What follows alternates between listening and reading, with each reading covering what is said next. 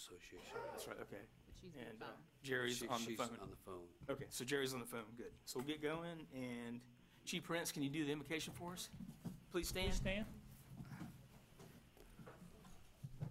Let us pray. Dear Heavenly Father, we thank you for this time. We thank you for being here tonight. We ask you to be with our council as they make these important decisions and all those that are involved in the audience. And Father, we just ask that you be with those that are out there in the Panhandle still suffering from Hurricane Michael. In Jesus' name we pray. Amen. Amen. Harmony face the flag. I pledge allegiance to the flag of the United States of America and to the republic for which it stands, one nation, under God, indivisible, with liberty and justice for all.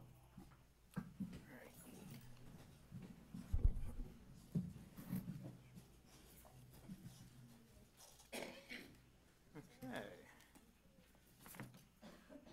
Ready? Mayor Parrish? Here. Deputy Mayor Blanco?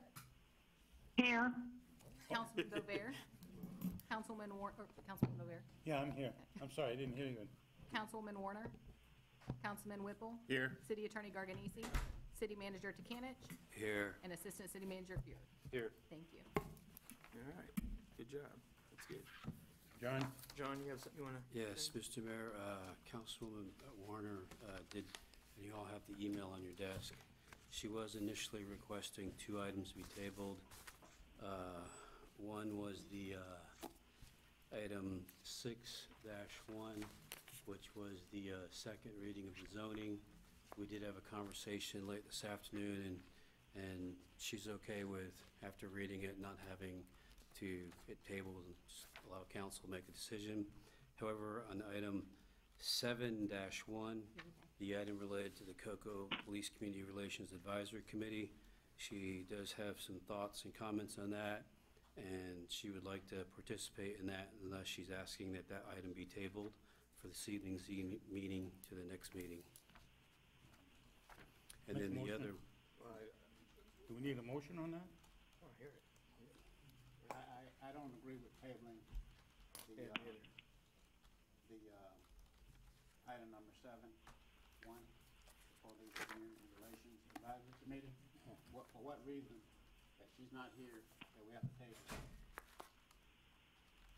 Tell me a good reason. I can't speak for Councilman Warner. She had Well, I don't some know. travels and she had to With it, Mr. leave. Well, to say we got Jerry on the phone too. That's fine. Yeah, I want to make I want to act on it. We're gonna do it. We're not going to table it. Okay, so anything else? Okay, the other's a add item, Roman numeral 8.2. It's approving a temporary increased number of positions, headcount in the fire department for a part-time secretary for up to 90 days, while the full-time administrative secretary is out on leave of absence without pay. And be number 8.2. 8.3. Or, excuse me, It's 8.2, move the other Two. 8.3. 8.3, I apologize. Recovering from the flu, I apologize, everybody. That's it. I got an amended copy here, but okay. All right, let's just do it. Okay. Okay, John?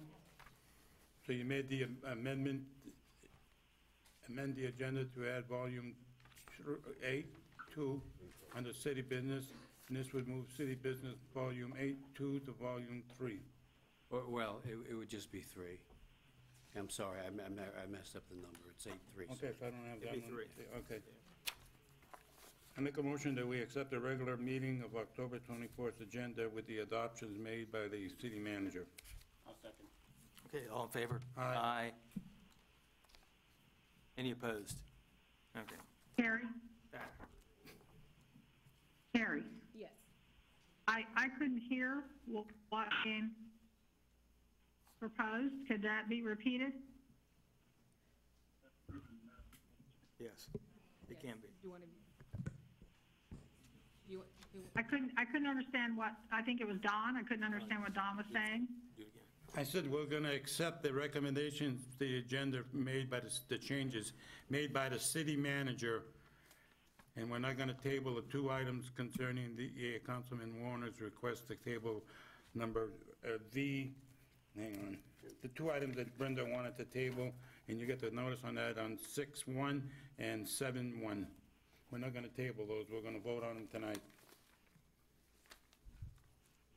Did you hear that? Okay, thank you. And Mr. Mayor and Council? Yeah. As you see in her email that she said we can try to text her and call her, but she will be on the road in order to participate in the item then. Okay, that's fine, if she can. Do we have the ability to, I don't think we can You do too? more than one, right? I don't think you You can. can't do more than one. So we have a Unless I delay see- in this. yeah, I don't know how.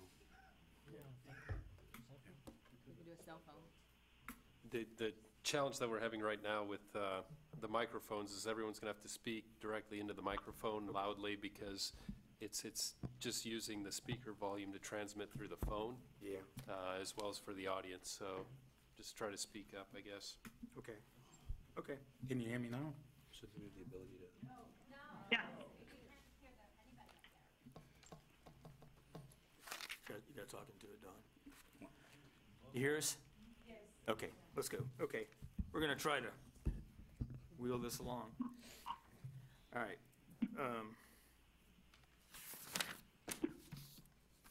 So we'll go to awards and presentations.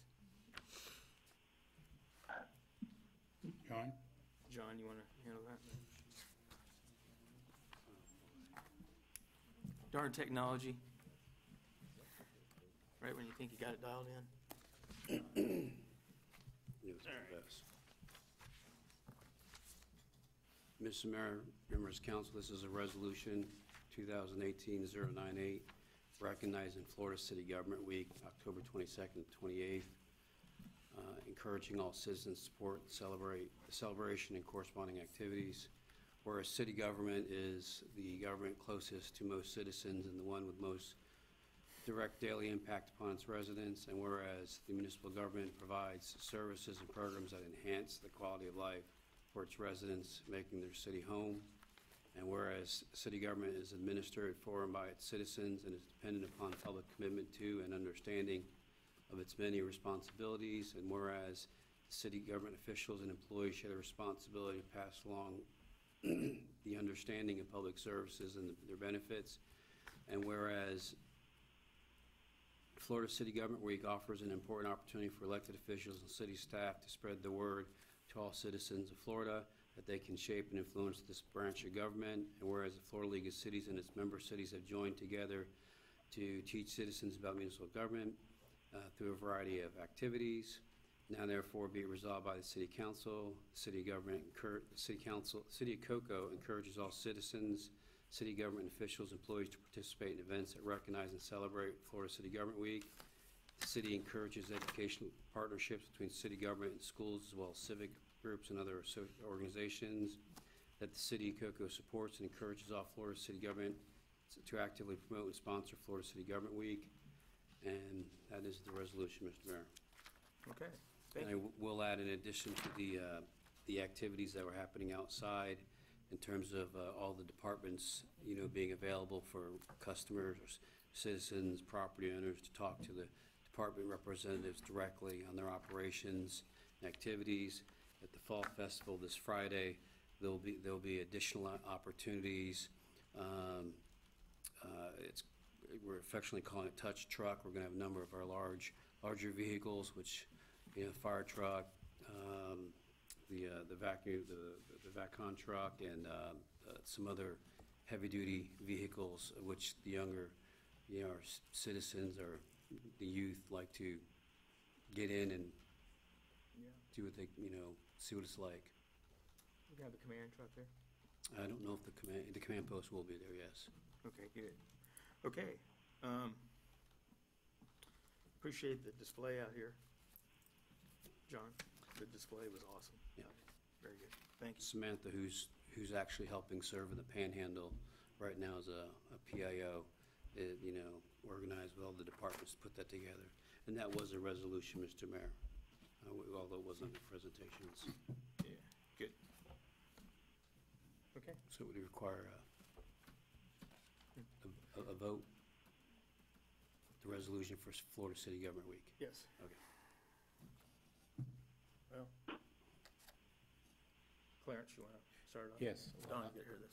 I'll make a motion that we accept it. Okay, all in favor? Aye. Aye. Any opposed? Okay. I think Jerry heard it. All right, so let's go to delegations. Is that okay? Everybody ready for that? Yes. Right. Delegations, okay. Ed Lanny? Cap Med? 3 minutes. Mr. Mayor, 3 minutes. Let them know it's 3 minutes.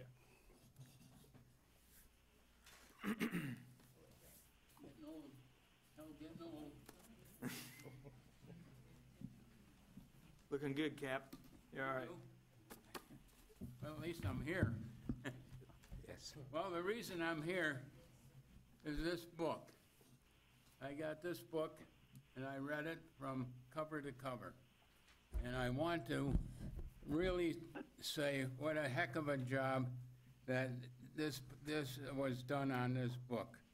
You're to be really patted on the back. And I'd like to mention John Titanic, and I haven't got my glasses, Sharon Hamilton, Matthew Fair, Charlie Newman, Nancy Buck, Sully J. Sully, and all the rest of you, Matthew, even you, Matt. They even mention you, for God's sakes. But I read it cover to cover. Now, I've been all my life for over 60 years with government pamphlets, and I'll tell you, every now and then I find it, but not this one. It was well done. Can I do that? Thank you. Wow. How about? Talk about resonating. See, that don't monkey around with me. Well, anyway, I want to give you a pat on the back for this. You did a heck of a job on this. Next, Great. Mayor, Yes, sir. I'm going to miss you, young feller. You did a good job while you were here. Yes. And I sure don't just go away. Stick around. We're going to need you. We need your advice and things like that. You've been a great mayor, and I sure want to pat you on the back for everything you've done and why you've been here. You were a good leader, and I've enjoyed knowing you and experiencing your get together there. I really appreciate it. Good. Thank you all. Thanks, Cap. Thank you, Cap. Holy smokes. A lot of people.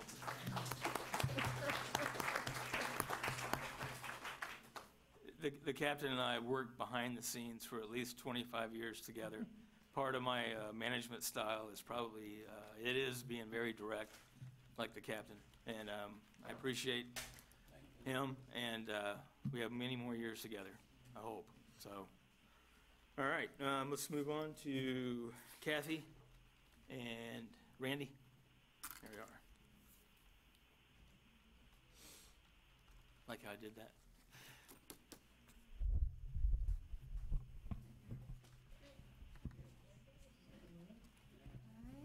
Oh, I need this guy in the back to make it happen, right?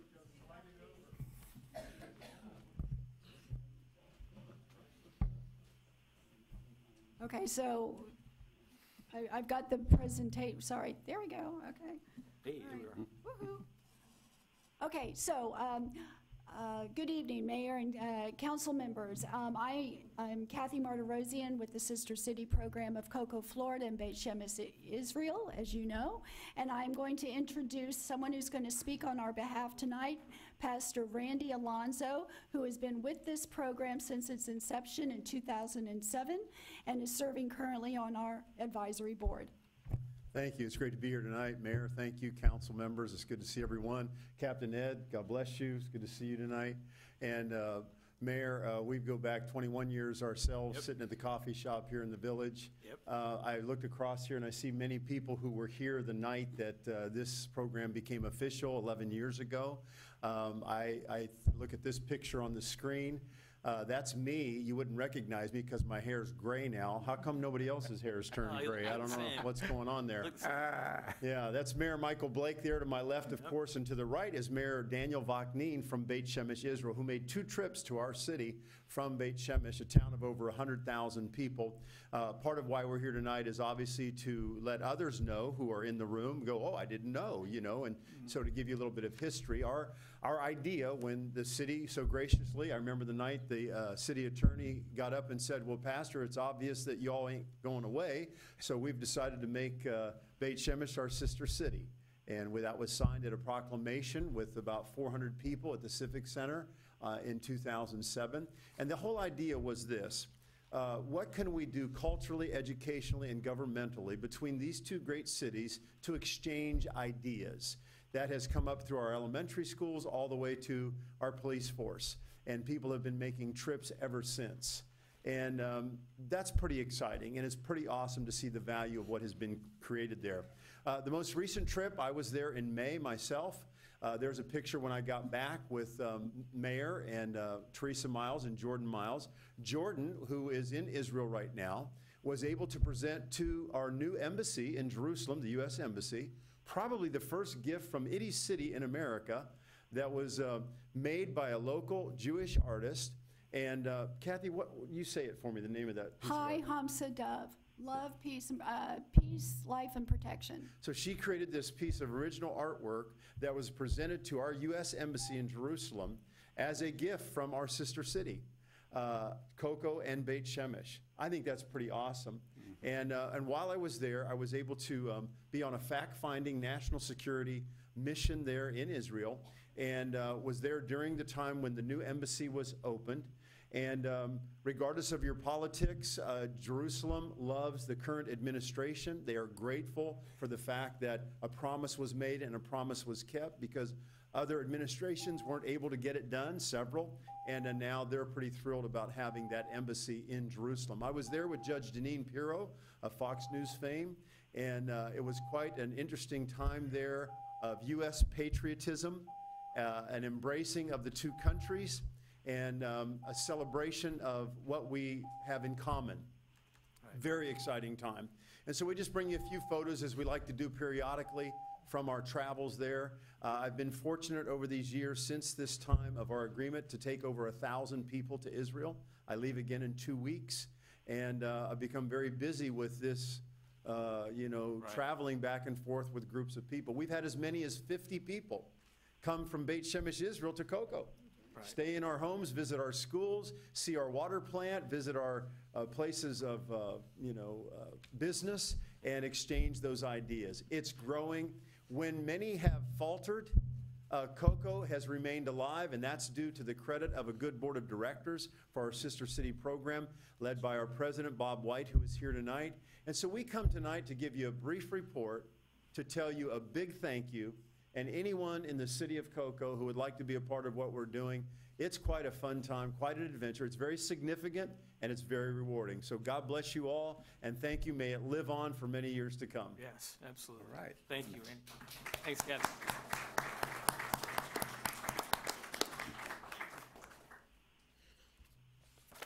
Okay. So we're going to move on to consent. Clarence? Okay, Mr. Mayor, motion to accept the consent agenda as printed. All in favor? Aye. Any opposed? Okay, we'll try to be a little louder if we can.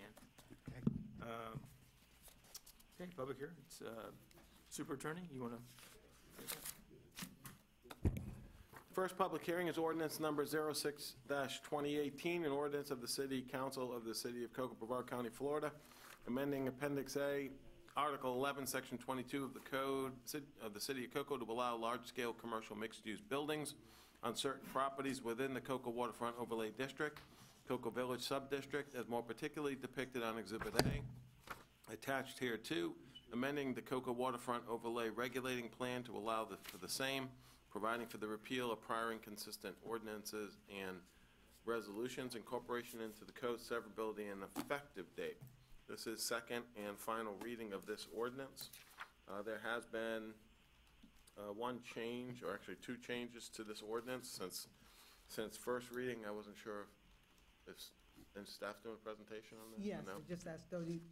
I just asked Dodie to come downstairs. Okay. I mean, in some The changes were to the map regulating plan, which is attached as Exhibit A. It reduces the scope of this potential amendment by removing several parcels of land to the south of the subject property that's affected by this amendment. In addition, it would impose a condition that the development of a commercial mixed-use large building type would be subject to a development agreement based on review of criteria that's set forth in the proposed amendment. Okay, so we're waiting on Dodie. Hopefully she'll come. It just has some visualizations, but I can also talk you through the changes until she arrives, so, wait, there she is. Impeccable timing. Great timing.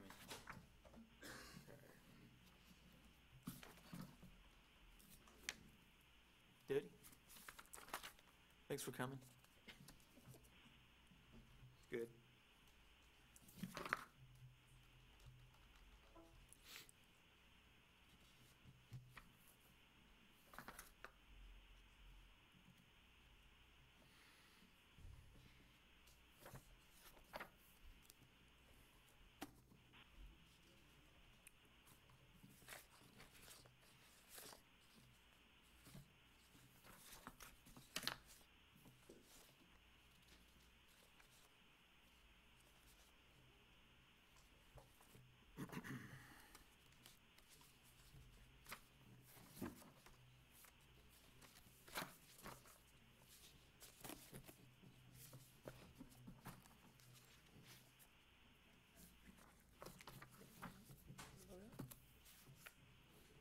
There.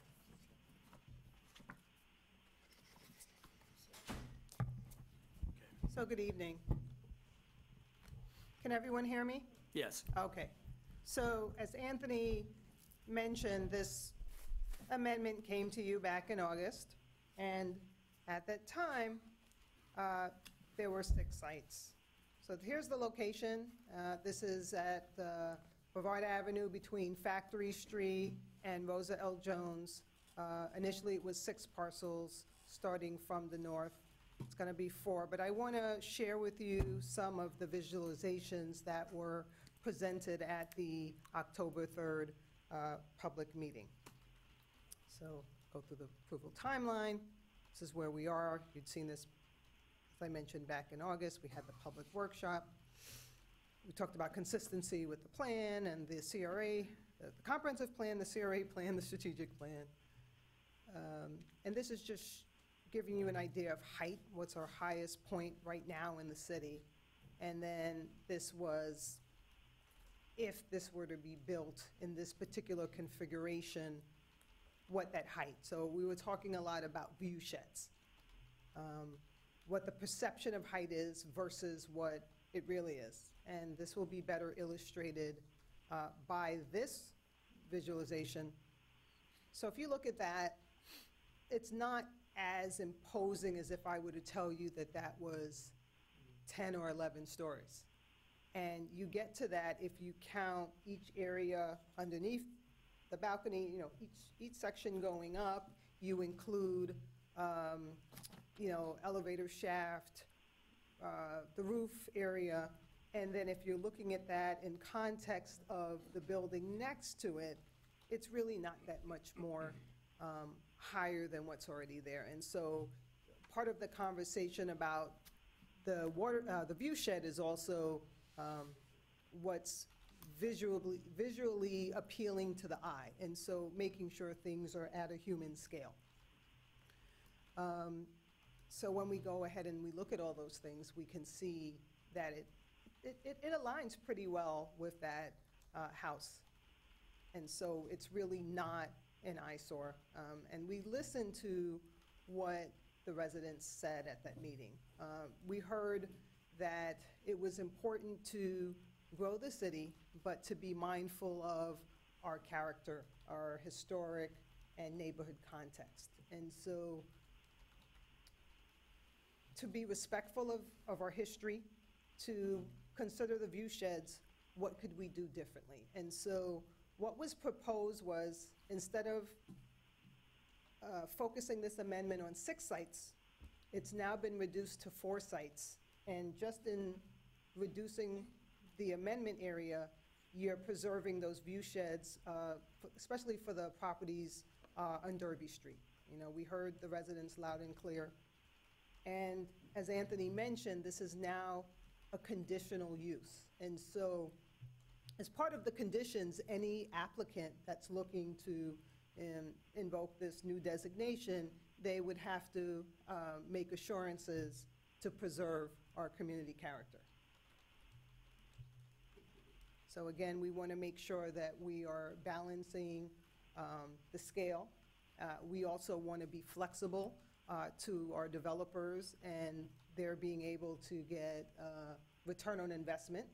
And we want to make sure that we build a city and a downtown that people want to visit. And so back to that theme of Destination Cocoa Village, we've heard it said that Cocoa isn't a destination, and I don't know if you remember, I had shared some numbers as to how many people visit Cocoa on a regular basis.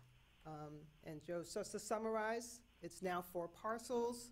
We're preserving that unique historic character, and we're creating more of a step-down effect. And then again, this will be a conditional use, and you know, the neighborhood will be preserved. At the same time, it will allow for future growth in the area. I can take any questions. I have cards. I don't have any questions. Do you have any questions? Could I just add, a couple of things that came out of the workshop as well was, you know, in terms of the concept behind, one, reducing the scope, or, you know, the number of parcels affected, was to be cognizant and mindful of the neighborhood on Derby Street, you know, the Derby and Delanoy. And then secondly, as it relates to the conditional approval for additional stories, it's not by right. It's something that would have to come to council in the form of a development agreement, subject to certain public benefits being accrued to the city, and only if council believed that those benefits that were being accrued to the city were, and as outlined in the ordinance, were of substantive and meaningful to the city, would they approve additional stories. And it doesn't even say that you can automatically go right up to 104. It's based on, you know, it's a negotiation. I think as the the facilitator put it, it'd be a negotiation process to hit that sweet spot. That would accrue benefits to the public, but at the same time recognizing flexibility and the potential need for, the developer. It has been raised about, does this open the door for other locations? The scope of this amendment is just these 4 parcels. And I think there was an overwhelming consensus, and nor would I or my staff support, because I know the concern is about, I think one of the sites that was brought up was the Bank of America site, would support a similar amendment, because it being located in the core of Cocoa Village, whereas this is arguably on the periphery of historic Cocoa Village. So the intent was to provide a mechanism whereby it's a checks and balances, there's public benefits being accrued to the city, the CRA, and then the council would be the ultimate, determining body of whether or not those benefits, justify the need for and provide enough benefit to offset the increased number of stories. Right. The one thing I do want to add, and I apologize to council and those that attended, when I got in this morning, I actually got to my computer this morning, late this morning. I did notice that I had a spreadsheet open, and I had Kathy transcribe all the emails from everybody that signed up And Thursday, prior to leaving, Thursday evening, when I kind of started coming down ill, I didn't get the email out to advise people. I know we put it out there and we announced it at the District 4 Town Hall meeting, but we did tell people that we would advise them that if we were going to be able to get it on this meeting, I take responsibility for that. I opened up a spreadsheet this morning and that thing popped up with all those email addresses, and it immediately reminded me I didn't get that email out. Okay. All right, thank you. Yep.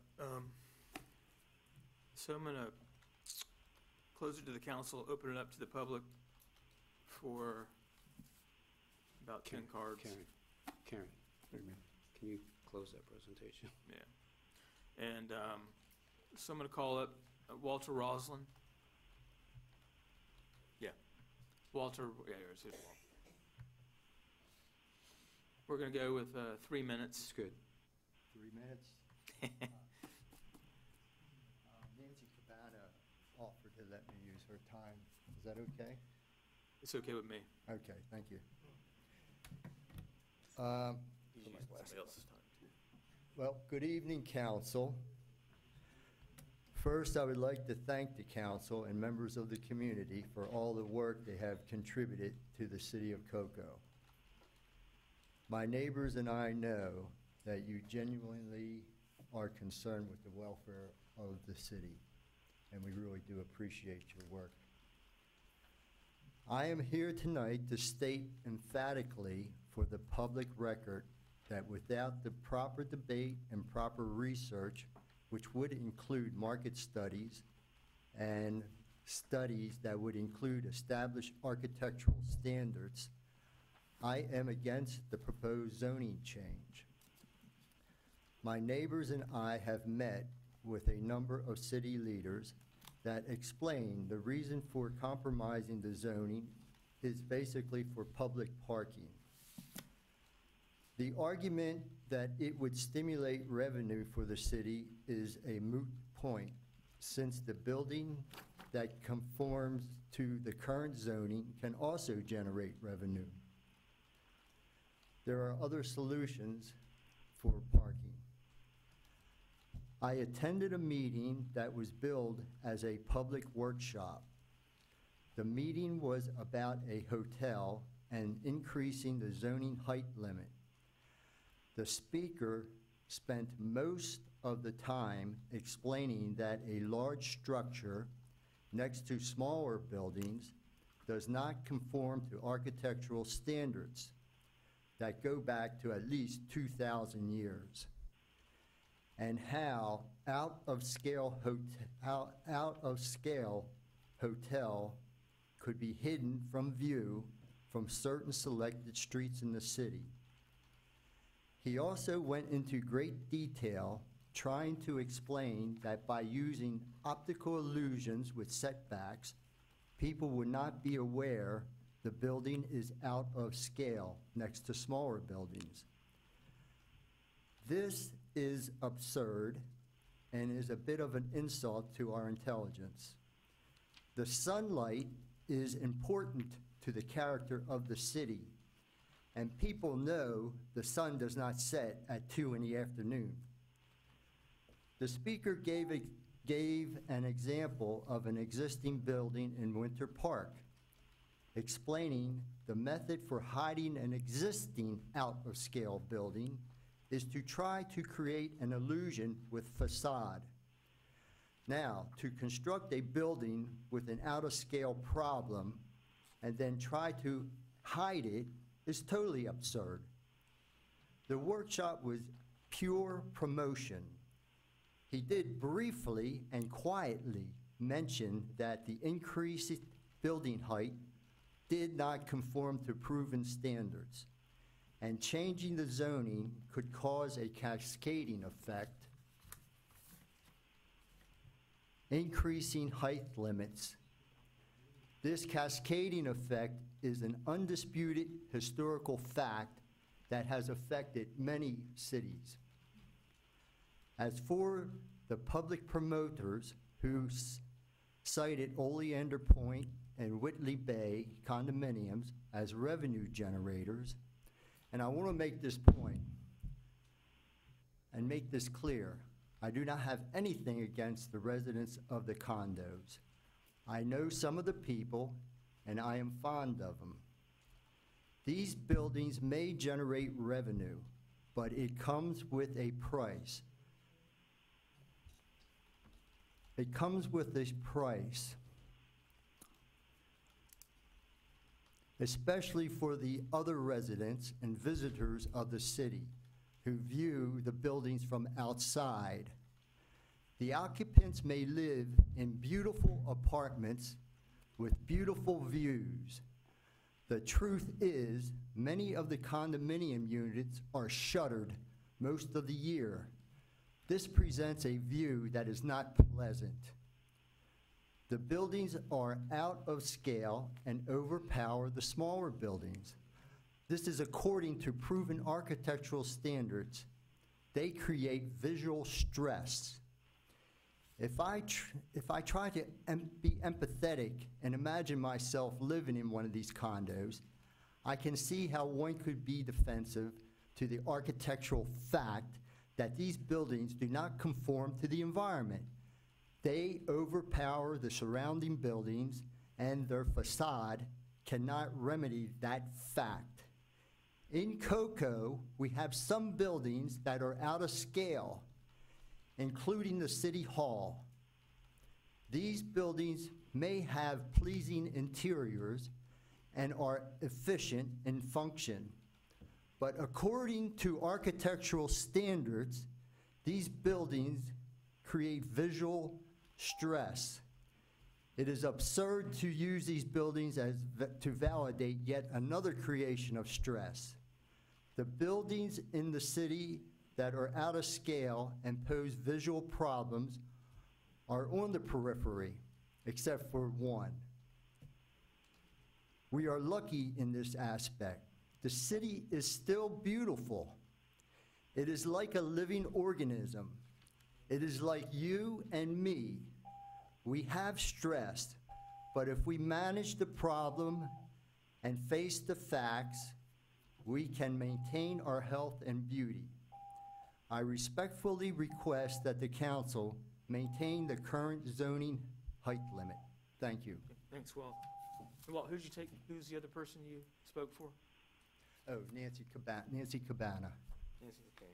Okay, gotcha. Thank you. Barbara Kinsey?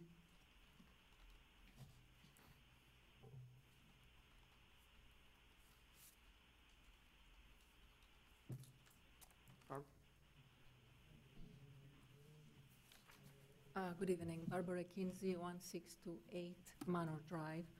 To begin, I would like to thank you for organizing the public workshop.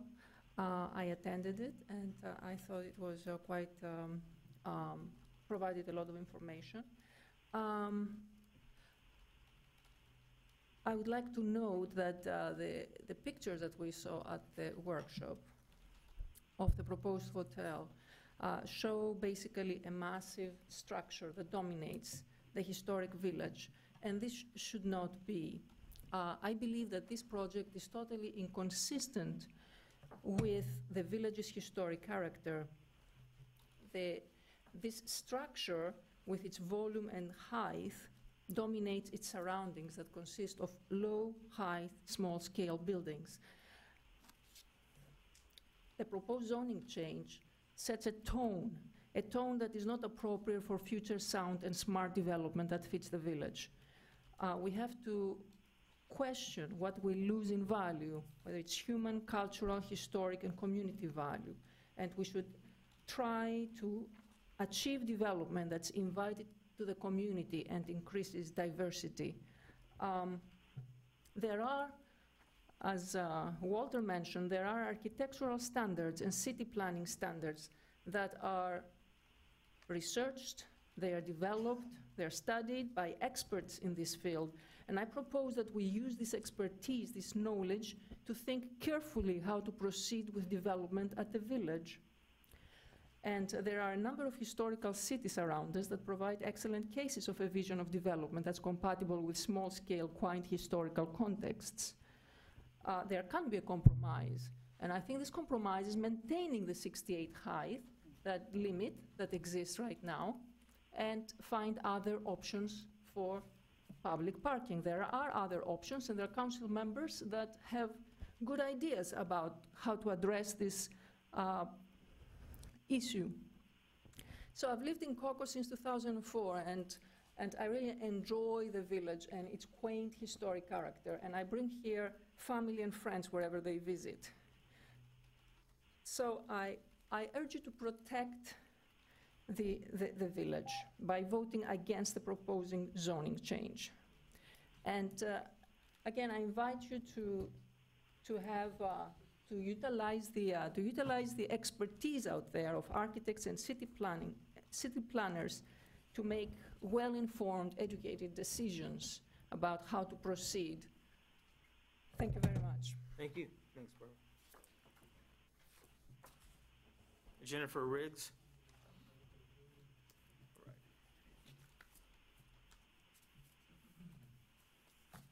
Jerry, are you hearing this? Is she here? Jerry still on? Jerry. Hey, Jim. Jerry, You go ahead, boss. That's her. Okay. Hello? Oh, yeah, okay, you're here. We're just checking to make sure you're here. Oh, no, I'm listening. Okay. And I'm watching it live on video. Okay, good. I'll go? Yes, you go ahead. Okay, so do you need my address? Yes. 1629 North Indian River Drive. So thank you for your thoughtful consideration in this. It's been a long process. GAI did a great job on their report, and one of the things that indicated a need for additional height was the activation of the street through a retail level as well as parking. Other people have talked about parking. I'd like to talk about that idea of the activation of the street and if there are other alternatives. The idea of activating the southern side of Brevard Avenue makes sense. But if it is true that we already have approximately 30 storefront vacancies, in Cocoa Village, additional storefronts may not make sense. We are likely experiencing a paradigm shift in retail, courtesy of Amazon.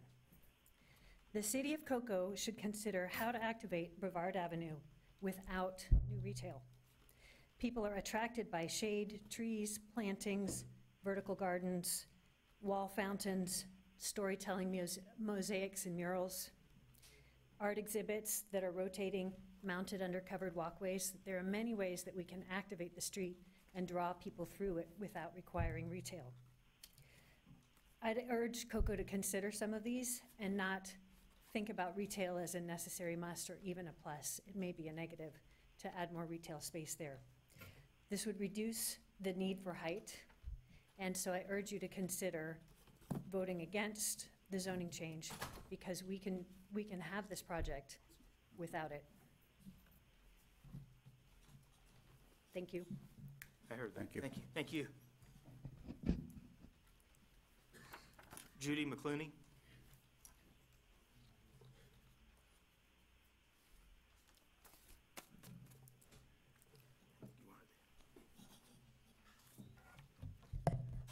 Okay, I like Judy McClooney, 1908 Manor Drive, Cocoa. I like that we're all working together. We all have a more strong sense of value in Cocoa. We have something valuable. There is no duplicate. I noticed that the GAI, Pete Zeckler, put pros and cons of development, and we need to remember that balance. I think the planner and people are trying to remember that balance. I came here after living in Miami most of my life and other places where, why is this thing going bang, bang? You're too close to the mic. Oh, thank you. Okay. There? I'm okay, hopefully. All right.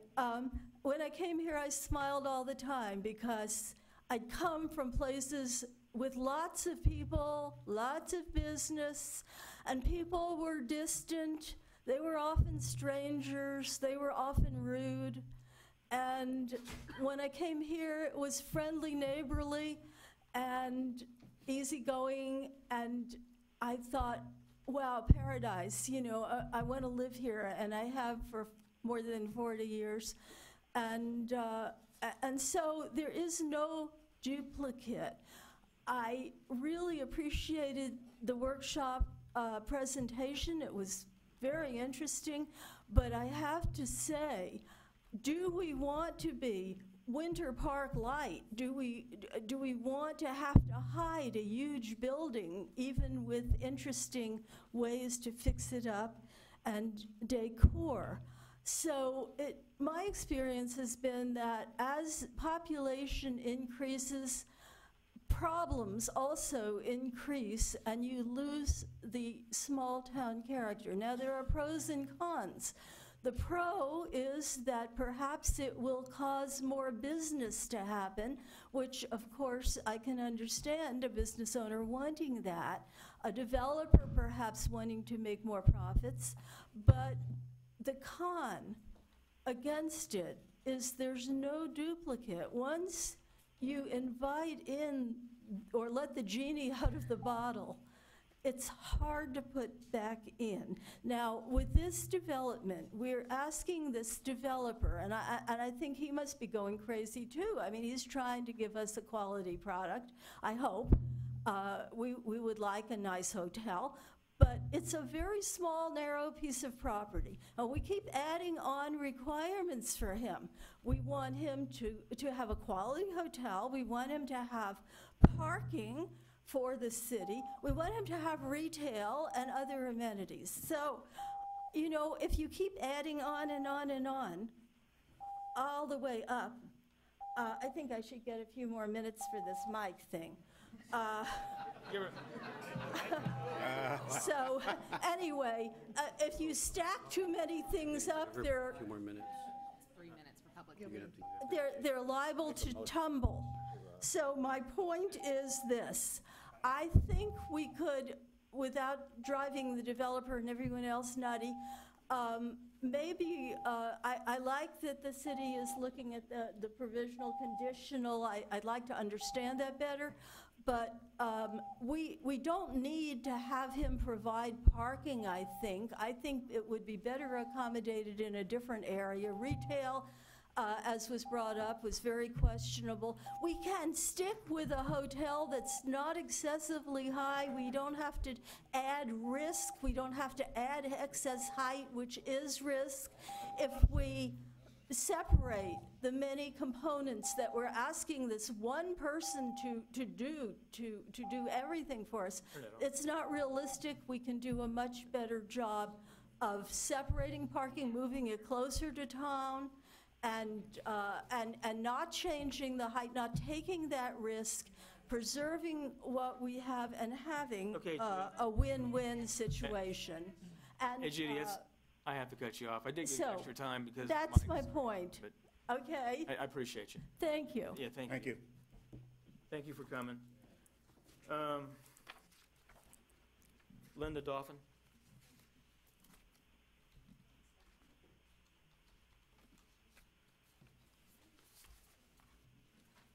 Hi. Hello. Hi. My name is Linda Dolphin. My address is 2100 North Indian River Drive in Cocoa. And I am here today, really, I just want to go on the record as opposing the hotel, but my feeling from the different meetings and all of the different information I've received from the city is that it is going to be approved.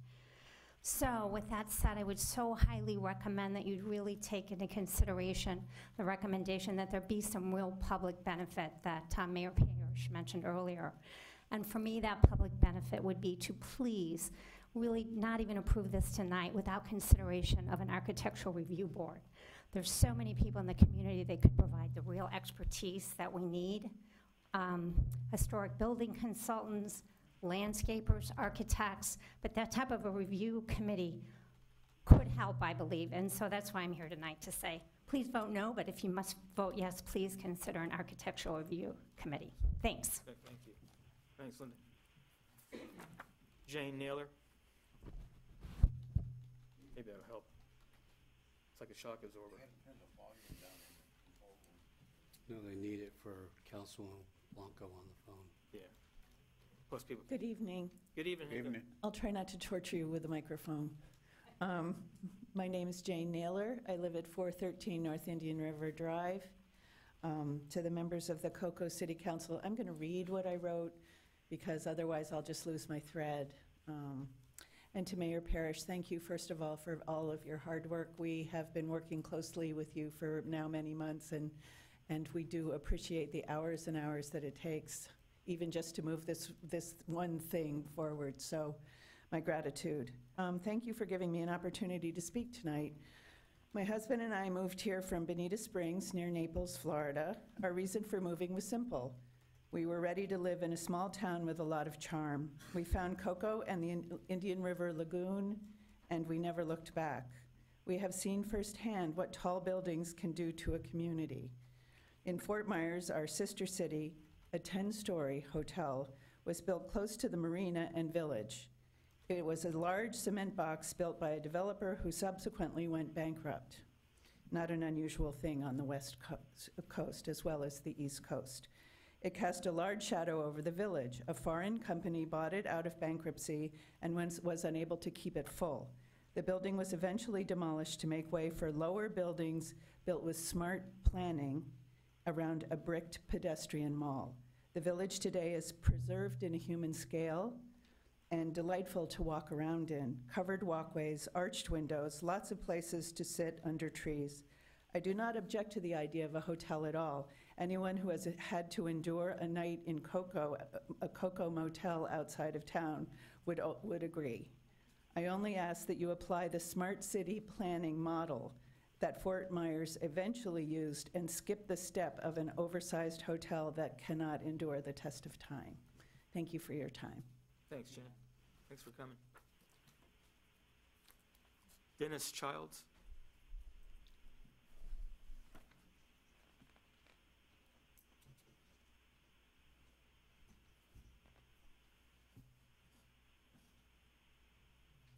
Evening, Dennis.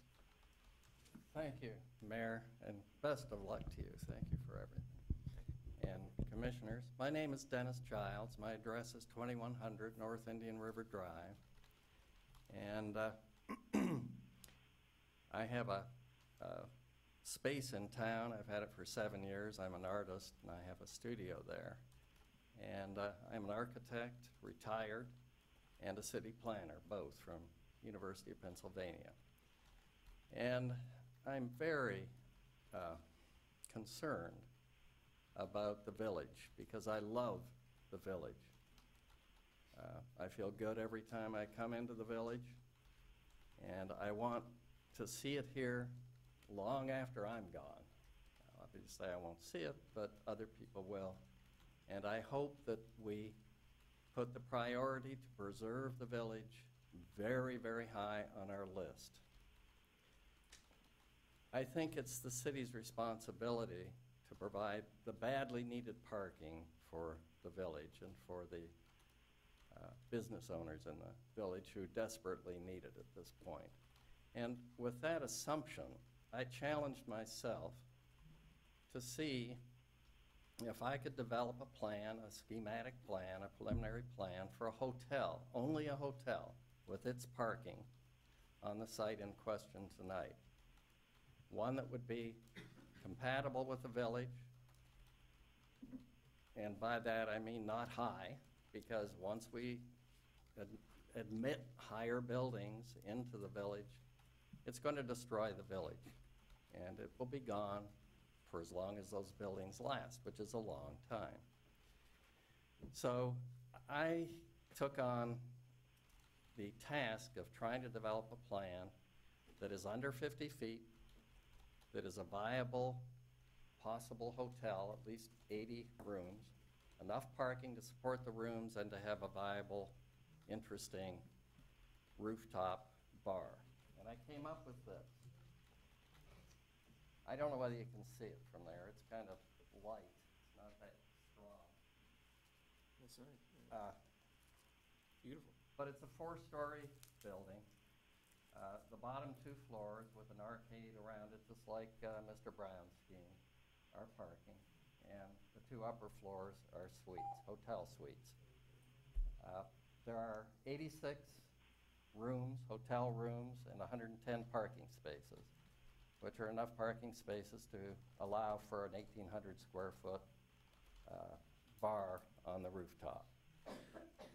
To me, as a planner and an architect who practiced for 35 years in many, many communities in South Florida and watched them take the paths that I fear that we're taking, this is the type of thing, I think, and not exactly this, I don't care about it being exact, but the type of scale that we should be thinking about introducing to the village. Yes, So I appreciate it. I would, thank you. That's Could beautiful. I show this to the audience? possibly? Yeah. Do that. Yeah, that's beautiful. I've got some balconies. How many rooms in there? There are 86. You need 80 usually to get a good viable hotel. That's 4 stories? That's 4 stories, yeah. There are 2 here, 2 parking, with an arcade, a pedestrian arcade, and 2 levels of parking, and then 2 levels of. Okay, appreciate it. Thank you. Hey, share the.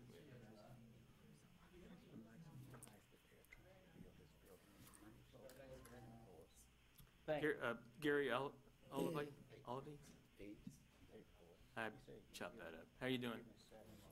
Good. My name is Gary O'Levy, 15 North Indian River Drive. Mr. Mayor, members of council, I have no prepared remarks, and I'm only here because I got tired of my wife elbowing me, insisting that I get up and say something. That's why. I really, 3 things that have come to mind from the meeting tonight. The first of all, Ms. Hamilton, during your presentation, she said that we are going to try to get future developers and developments to capture and characterize the character of Cocoa. I would offer that's easier to say than do unless the council takes the time and the energy to quantify what is the character of Cocoa that we're trying to preserve. And I don't say that lightly. I say it because I would offer that what we do today, I hear a lot of people opposing progress or this particular project. I won't say progress, but they're opposing it because we want to maintain the history of Cocoa. I would offer to you that what we do today in 100 years will be the history of Cocoa. So, just keep that in mind. Secondly, with the exception of the few people whose view would be blocked by any new building, in reality, very few of us have a horse in the race as to what something looks like. A man much smarter than I and most anybody in this room once said that I'd rather be judged by the content of my character than what my facade is. I think it means less as to whether we have a building that's 10 stories or 2 stories. If we have a building that's built of quality materials and adds to this village, regardless of how high it is, it brings value to this community. And really, that's all I had to say. I had something else, but I forgot because I didn't write it down. Thank you. Thank you. Ask your wife. Make sure. Is that good? Okay. You have more time. All right. Gary, thank you. Thank you, sir. Ed Green.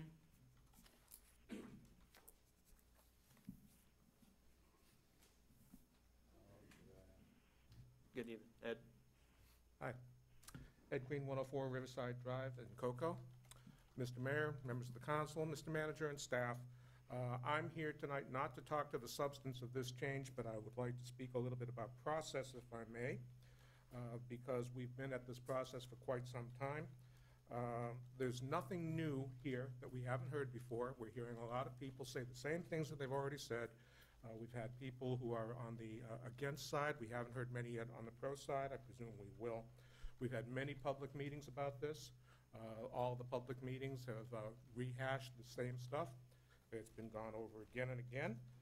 We've had, thanks to Councilwoman Warner, who couldn't be here tonight, gone above and beyond by having the public workshop where people were able to present their views and hear something different. The results from the workshop were overwhelming and conclusive. The vast majority of people favor this change. A vocal but sincere minority opposes this change. I understand that they're sincere in their beliefs, but they are, at the end of the day, a minority. I think that it's time that we close this out, that we avoid further filibuster, that we do the right thing for the village. We honor what the majority of the citizens have said they wanted, and we take advantage of the time, resources, and money that we've spent in having professional people come in and run a public workshop to get the answer that we all know is the underlying fact. And with that, to avoid filibuster myself, I think that's all I'll have to say, and thank you again. Ed, thank you. Thank you.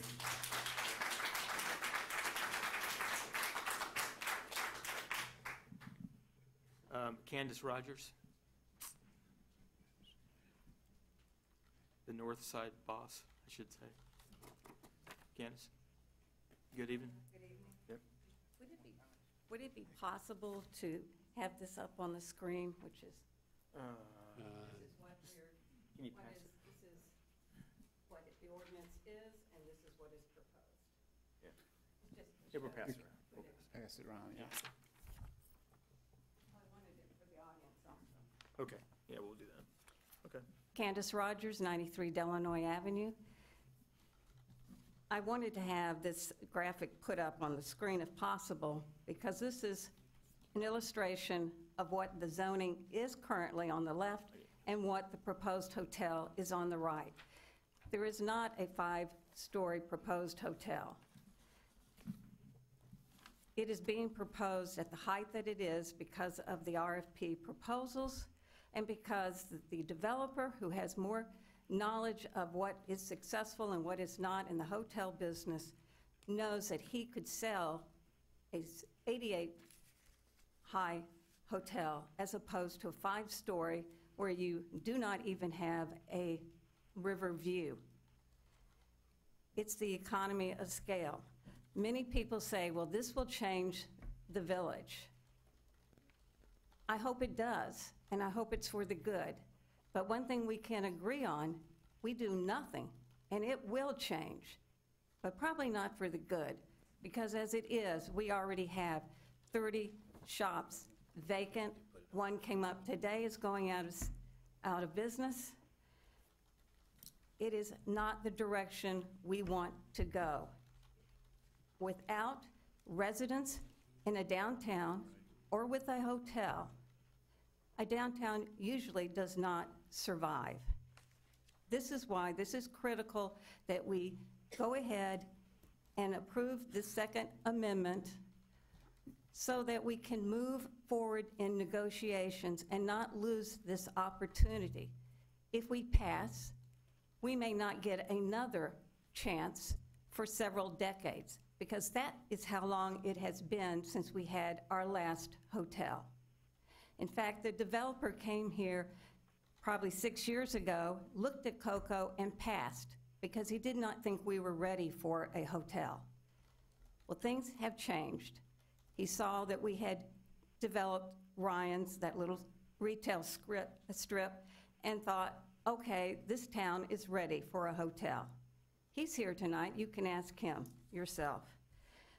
But to say that the condos has been a negative to the village, I say the condos strengthened the village. And so I hope you pass this tonight. Thank you.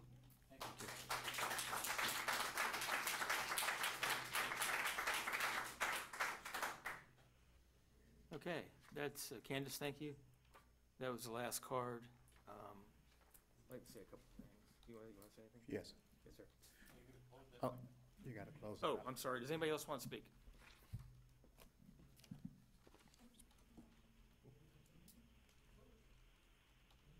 In the back? No? No? Okay. Yeah. Yes? Come on up. Fill a card out later.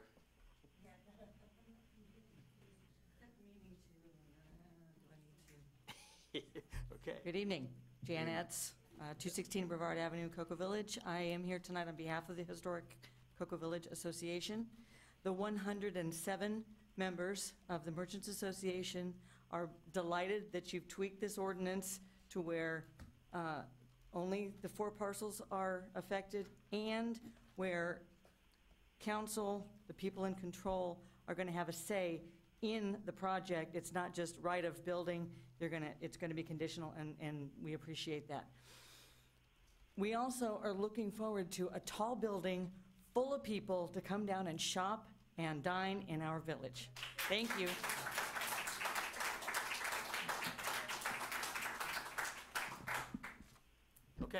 Anybody else? Last call. Okay, that's it. So we're closing it to the public, and we're going to, Mr. Whipple? Okay. Thank you, Mr. Mayor. I want to thank all of the citizens that came here tonight to voice their opinion on this much heated and much needed conversation that we're having in regards to moving forward in a positive way for our community. Just for my own visual aid, how many people in here would like to see that hotel go up? Would you please stand? Okay, thank you for my own visual aid. And then those who are opposed to it, I'd like to see you stand. Wait a minute. Sir? I'm in favor of the hotel. Sir, if you would please remain. Your question is wrong. My question is my question. Favor of the zoning. Can I? How many of you, for my own visual aid, I wanted to see the number of people in this meeting that would like to see us go forward with this ordinance? Yes. Council, can I just have an opportunity? Yes, John? I just want to share with the audience and the council, and I think this was emphasized at the public workshop, that the content and the subject of this ordinance is related to the zoning amendment. It's not related to, matter of fact, the comment was made that the hotel project could implode regardless of this ordinance was to pass or not pass. The intent behind the ordinance is to, on these particular 4 parcels, is to provide flexibility should a project come through and there's public benefits to be accrued, and that the council in its wisdom saw that, it was appropriate to allow for a greater height or number of stories. That's the subject of the ordinance. It's a zoning amendment. It does not confer any right, or permit or approve the hotel regardless. The hotel still has to, the developer and staff has met with the developer in terms of the negotiations with a redevelopment agreement with the CRA. That must then go back before the CRA. So this ordinance is just related to the zoning text amendment that would confer the ability for council and the community to evaluate a project, determine if there's public benefits that outweigh the additional stories being sought. Just want to clarify, it's not pro or opposed hotel. Okay, thank you, Mr. City Manager, for the clarification. Just for my visual aid, I found what I wanted to see here tonight. We've had meetings after meetings, time after time. Things have been repeated over and over again, and I'm ready to move forward. I'm ready to move forward. I see where staff, city administration has worked with the community. We've listened to people with concerns in regards to Derby Street, the perhaps loss of some view in their immediate area. We've cut down to 4 parcels now, instead of, what was it before, 9? 6, sir. It was 6 before, and we've cut back to 4. I think that we have tried to do all that we can do in order to appease individuals who's against going forward with this hotel. And I believe that we should go forward and do what we need to do in order to bring it to fruition. Nobody's against the hotel. Thank you. That's not what I'm saying, sir. Yes, you did. That's not what I'm saying. Well, Okay. I have to agree with Councilman Whipple. I'm just about had it with this discussion on this, and I believe we should move forward. If we take too many steps backwards, we're gonna be looking at nothing. So if we don't move forward, people are gonna say Cocoa isn't a place to do business with, and we wanna do business and keep going up and growing like we've been growing. I mean, we've got businesses building like crazy on 520 and 524. People are building, so we want them, and we don't wanna discourage anybody, and I think we should go forward with this project. That's my opinion. And with that being said, I'll make a motion that we approve this amendment. I'll second that motion. Okay. How about Jerry? Does Jerry want to say anything? Is Jerry on? Jerry, are you on? Yes. I would just like to say to the members of the audience, thank you first for everyone who came out tonight. And we do value your opinions, but it's similar to the situation that we faced with the Jolie Snister. We had the public's opinion overwhelmingly in favor of one location over the other. And I have received numerous emails. And I want to thank everyone for reaching out to me, but I also need to let the listeners know that for every one email that I received who was not in favor of this proposed amendment change, I had 5 to 6 that were in favor.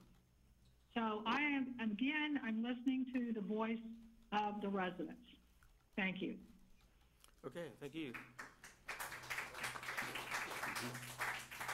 This reminds me, I just flashing back a long time, 20-something years. I wish Brenda was here because we went through the ups and downs of the condos. Was it Whitley Bay, Oleander Point, Riverside Landing, which I had something to do with, 31 or whatever it was, Riverside Drive next door, the 110-story one. Each one of those properties developed was really part of what's happening today. Right before the crash, we all were buying lots. We were all going to build townhouses and whatever else we had going. We had a hotel 10 years ago. Then the crash happened, and everybody's trying to save themselves. We're selling properties, and we're waiting for the recovery. We finally made it 10 years later. We recovered, and it just hurts me to think that we possibly could go backwards. And I probably live the closest to this project than anybody here. If I don't, you can raise your hand, but I think I do. There is a big market for a hotel. I'm in the middle of retiring, so I'm selling my bed and breakfast, which is closed. But guess what? I got the parish house next door that's going to be the premier bed and breakfast. So I'm not actually leaving the business, I'm simplifying. Okay, but I'm probably live the closest, and there is a market, and I'm very, very encouraged. We're seeing Titusville get a hotel. It's pretty big. Another one's going in Melbourne right now. They already broke ground, and we're not competing with the beaches. We do need a parking structure before we need a civic center coming up here, and I think this zoning change is going to be good overall if we consider to go forward with our city. That's it. So I'm ready to action. All in favor of this ordinance? Aye. Aye. Any opposed? It carries 4-0. Thank you.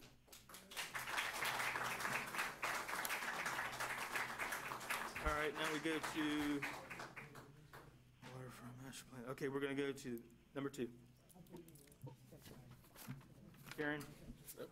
Okay, the next item is second. Yeah, super attorney. Okay. Yep, second and final reading of ordinance 10-2018, an ordinance of the City Council of the City of Cocoa, Brevard County, Florida, amending sections 8-21 and 8-22 of the City Code to adopt an updated redevelopment plan for the Cocoa Community Redevelopment Agency, providing for the repeal of prior inconsistent ordinances and resolutions, incorporation into the code, severability, and an effective date. This is a public hearing item as well.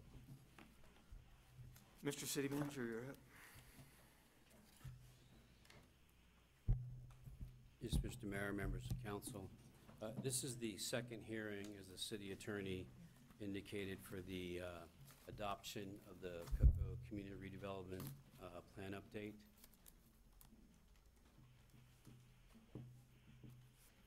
We get the presentation.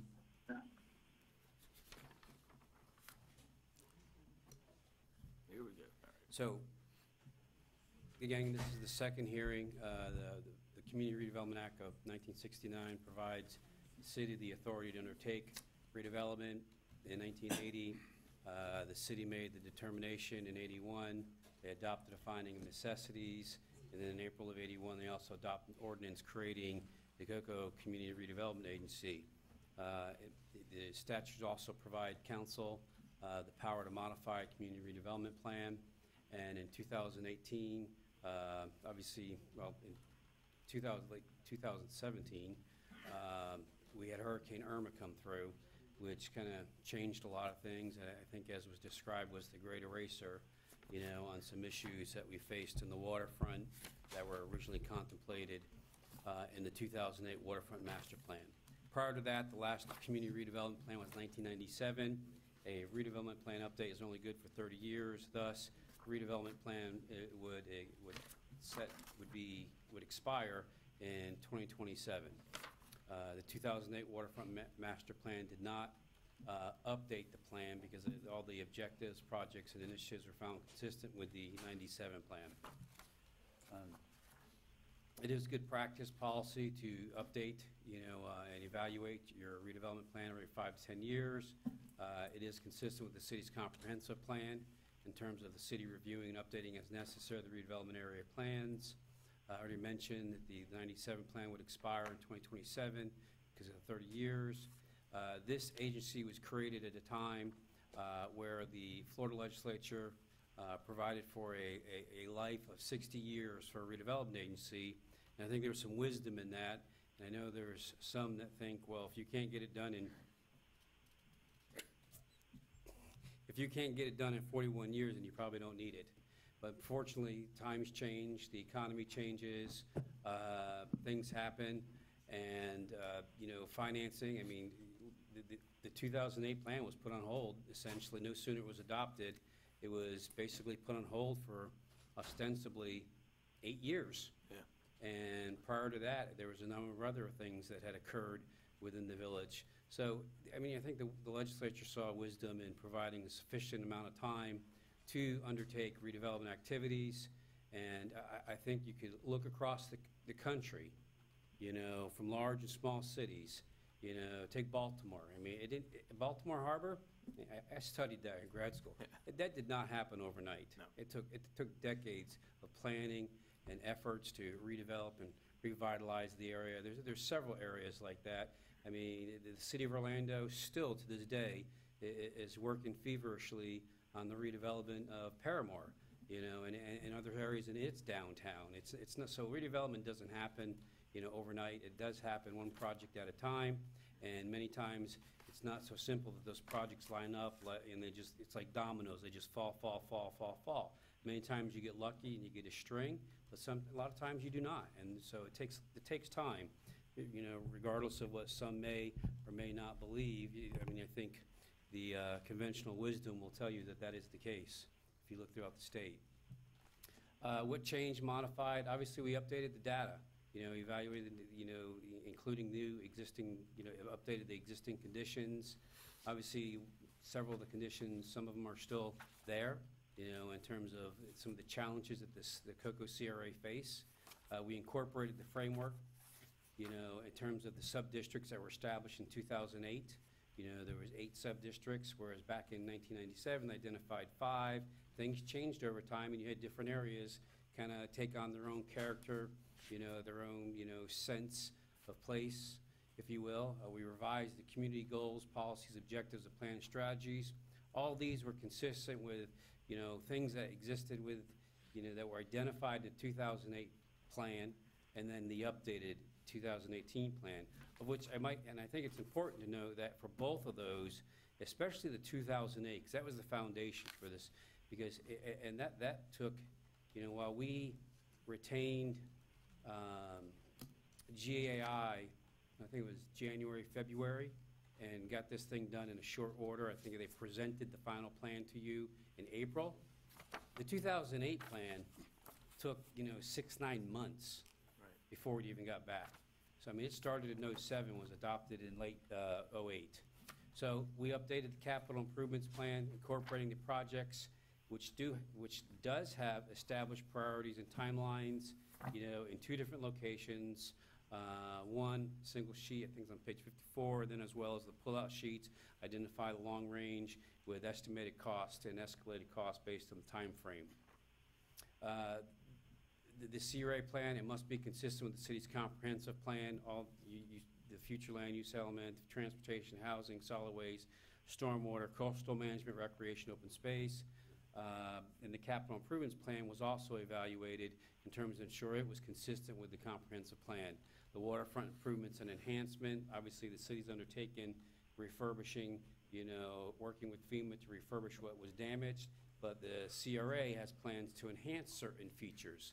Lee Winter Park was acquired. Lee Winter Park was acquired from Brevard County Board of County Commissioners with the expressed intent and acknowledgement that the CRA was undertaking capital improvements to improve a regional asset. And this happened prior to Hurricane Irma, that the county approved the interlocal agreement acknowledging that the CRA was going to undertake and invest its funds in Lee Winter Park, which is a regional asset for the county.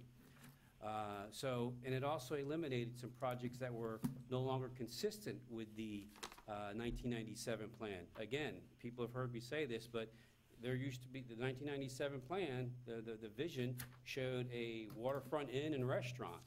And the county it clearly expressed that they were not desirous of that development activity occurring there. And then it also, subsequently, we also had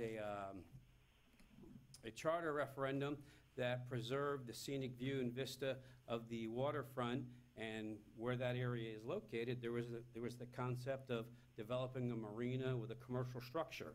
So we had to kind of take out those projects that were either completed or no longer consistent, looked at the civic center, the obsolescence, looked at improvements to Riverfront Park, looked at provisions to improve, promote infill housing, including workforce and affordable housing. Parking, obviously, is discussed. There's really 2-3 areas where there are, parking issues, largely east and west of us. And then you go north and south of us. And there's diagrams and the images in there. Keep in mind, Zone 1 and Zone 2, they do overlap, so they're not independent zones, and that's caused a little bit of confusion. And we're working with the parking company to kind of correct that to some extent. But it also identified catalytic mixed-use development sites. There's not many left that would be catalytic in terms of, generating additional economic, activity, providing for opportunities for residential, commercial, office, and a sundry of other uses. Maybe, I've heard some good ideas tonight about the mosaics and museums and some of those other things that, would come and that would add character and bring people to the village. Wayfinding, again, as you are aware, there is a wayfinding plan, has been put on hold until some of these improvements and/or the planning for all of them can be undertaken. And then streets, stormwater improvements, some of them have already been undertaken as well. There's still some out there that may need to be addressed, especially as, the CRA. I mean, one of the things that you go back to at the beginning, I go back to 2008, and the question was, how do we connect the past to the future? And the past was our relationship to the water, and how important the water was, the waterfront and the development of the waterfront to the city's future. And so that was one of the concerns, and now we have the Indian River Lagoon with it facing a crisis in of itself. And so obviously we want to be responsible stewards. And I think Florida Avenue and some of the projects we've done on Church Street to minimize the nutrients and the phosphorus and the nitrates that run off into the lagoon, those are good projects, and it looks at other ones. Then 2018, again, after it's April 9th, 2018 is when this was presented to the community and to the Community Redevelopment Agency, and it identified projects that existed before, the mooring field. It looked at the fishing pier. People still wanted a fishing pier, but the acknowledgement is the county owns the bridge in large measure because of the liability, because it's structurally unsound, because in 2008, an engineering study said that. There was issues with the piles, and the city should inherit the county's responsibility in large measure. So, but this still can provide for that. A harbor master to provide more regulated activity and managed activity in the Lee Winter Park. Additional day slips, dinghy, the T-dock, not just rebuilding it, but also extending it and providing for other. And then also the barrier islands, the possibility of attenuating and mitigating, future, actions from the river that really just decimated our village in terms of along the waterfront. Relocating the boardwalk from waterside to, land side of the bulkhead, and while preserving the gazebos, and then kind of reconfiguring, reimagining, Riverfront Park with a relocated civic center. Again, the 2008 master plan, it did just cover the waterfront. It covered the entire CRA. And you see, and within the CRA plan, and Captain Ned, thank you, because staff, you know, did a lot of work, you know, in concert with the work that was built upon, you know, all the effort that the community and the stakeholder groups and the consultants put together along with staff to bring this about. But this was the vision that, you know, that was established in 2008, you know, that establishes a character, establishes, you know, retains the village, you know, as, you know, I think the last item we heard is a big concern. And so, I mean, you can see right in the core, you know, the Bank of America, that's 5 stories right there. I mean, and that's by right. Even before this waterfront master plan, before the Cocoa Village, or the Cocoa Waterfront Overlay District, which permits 68 feet, the zoning back then permitted 65 feet. And it's still, you know, so that's by right, it's been that way. It shows the potential for the mooring fields, and as well as some additional development and, you know, over time. This is the aspirational vision, if you will. Obviously, I mentioned the Great Recession, but things did happen. You know, the CRA did do the US 1 Streetscape project. It is designed, the upper right-hand corner image, the traffic, I call the dysfunctional traffic triangle, but the traffic's making it a public space and making it also functional for both the pedestrian as well as the automobile, but also providing a public space for activity. The form-based code, it did adopt that waterfront overlay that you just amended. It was related to those 4 parcels. And it does provide site development and design guidelines. There's very little it incorporates some architectural components, but does not have architectural standards per se. Wayfinding program we discussed. 520, the CRA was the impetus for funding a study that then the FDOT did a study to tell us what we already told them, that there's an issue with 520 and they need to do something about it. The Florida Avenue Streetscape, you see that. The city did acquire Oaks Mobile Home Park, something that was contemplated, at least the idea for redeveloping that back in 2008. The parking study, updating that to see, you know, in terms of the supply and the demand, if it's changed. I already mentioned the referendum, preserving the public use in Scenic Vista and Lee Winter Park, and then we just continue to work on other sites. Post-Hurricane Irma, everybody knew the damage. Matter of fact, if you go out there today, you know, with the shoreline stabilization underway, the boat ramps, the boat docks that are already done, the riverfront connector, and I mentioned it before, and I know it's frustrating for many because they'd like to see it happen overnight. I mean, we heard, you know, recently, you heard recently, you know, there's facilities all up and down the river that are owned by local government. They're not even engineering them yet. We're already working on redoing it. I mean, we've got an RFP out there, you know, to start that are already working on the shoreline stabilization, looking at the T-docks, looking at the boardwalk. So there's projects underway. This plan is based on community input,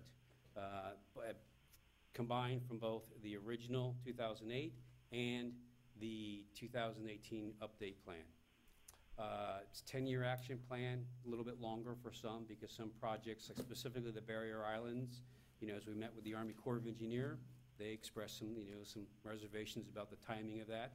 But it's conceptual level, order of magnitude budget I mentioned, but it's high level, you know, because you know, it's, at the end of the day, the question that was asked, I think, at the community workshops and the stakeholder meetings, is what do we want to put back, change or add? And that's what the plan reflects.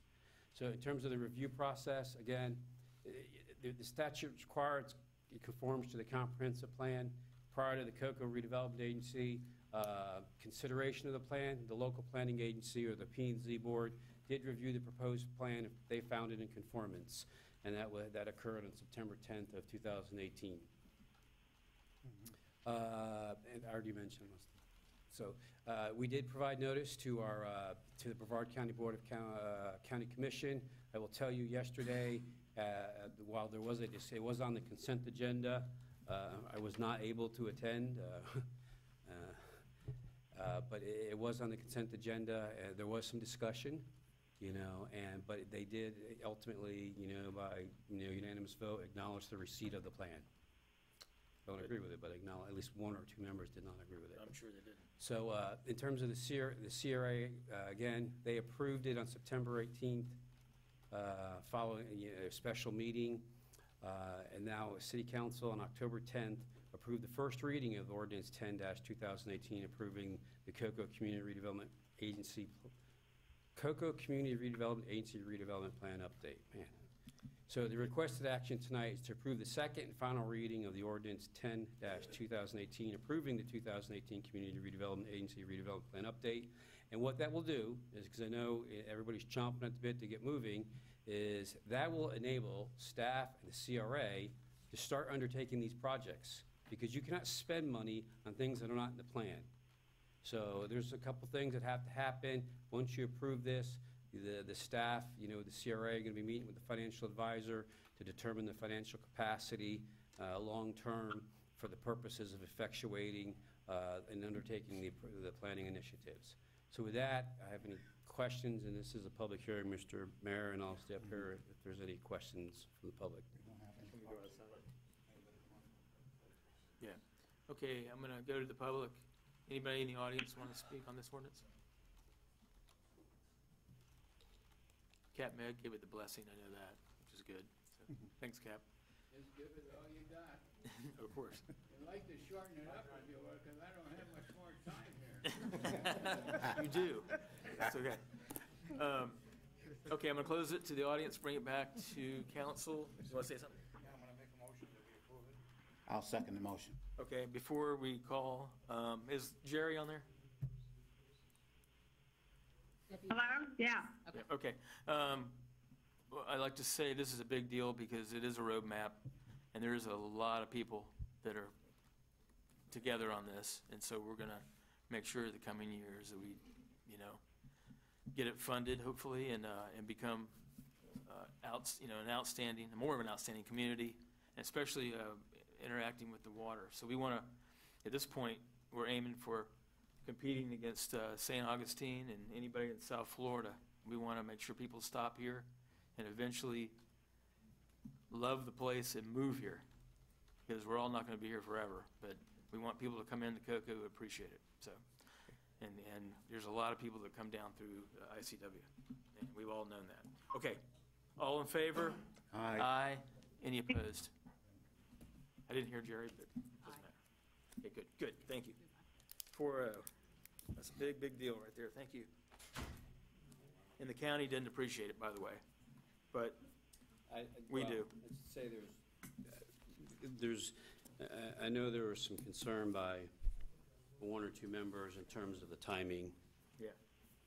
Yeah, okay, we'll take that as a note. Appreciate it. We go to Mr. City Manager, number 7-1.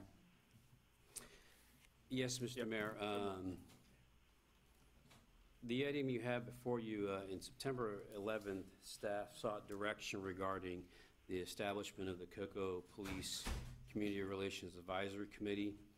If you will recall, the city's strategic plan did identify crime as probably the most pressing issue facing the Cocoa, and the appointed community stakeholder committee, did recognize the need to create a community relations council. Moreover, the city engaged the services of the Center for Public Safety Management to conduct an analysis of the department and which workload and operational review. But one of the recommendations of the report was to establish a formal advisory group or committee to address community needs and police community relations. City Council indicated back in on September 11th a desire to model similar to the Melbourne Police Community Relations Council, and the resolution that you have before you, 2018-97, provides, I would say, similar and actually greater opportunities for enhanced police and community relations, along with the added provision of Section 3A.8, of which I will go into the resolution, which is a mechanism to promote and enhance the transparency and accountability regarding police conduct.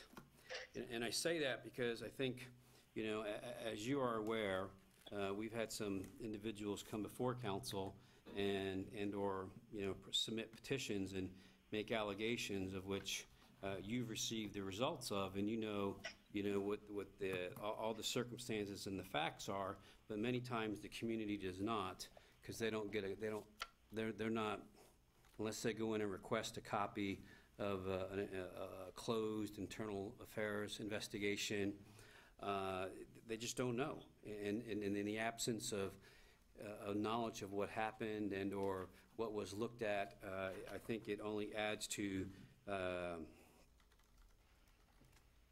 accusations or continued accusations that the department conducts itself not in a professional manner and/or tolerates police misconduct. I know that the city and the police department have undertaken several measures, many of which you've supported, in terms of financially to enhance and demonstrate the city's commitment to providing, law enforcement services with the highest degree of professionalism. First, community in Brevard County, in terms of deploying body cameras, using other technologies such as our Samsara with the GPS. So when we're told, car 54 was at my residence and they pulled somebody over at location X, we have the ability to ascertain both between the technology of the GPS and the body camera of what transpired. I think the technologies have helped in terms of assisting the chief and his staff in undertaking the investigations. There's been increased training. I mean, our chief has sent two of his command staff to training that, I guess train the trainer in terms of de-escalation and sensitivity, diversity, inclusion, and things of that nature, and policing in the 21st century. And one of the things that I would go back to council is you've held, Mayor, two summits related to crime and crime awareness, and in both of those, there was an analysis and undertaking of what best practices that are out there and what, taking into mind both, from the National Justice Institute training, as well as the 21st century policing that came out in the aftermath of Ferguson. And we did a kind of a report card of what practices that we were undertaking, and we found that the police department was undertaking a number of the recommendations, have implemented a number of them in terms of strong community relations component. So we did, I guess the other thing is I would add is that the agency since 2006, the agency has undergone through an independent review authority with the Commission for Florida Law Enforcement Accreditation, has undergone an accreditation process and continues to maintain its accreditation, which evaluates its policies, procedures, and other department internal operations and ongoing activities. Nonetheless, the actions alone, have failed to address some of the perceptions that some continue to perpetuate that police misconduct exists and is tolerated with the Cocoa Police Department. So with regard to Section 3.8A of the ordinance, or the resolution, excuse me,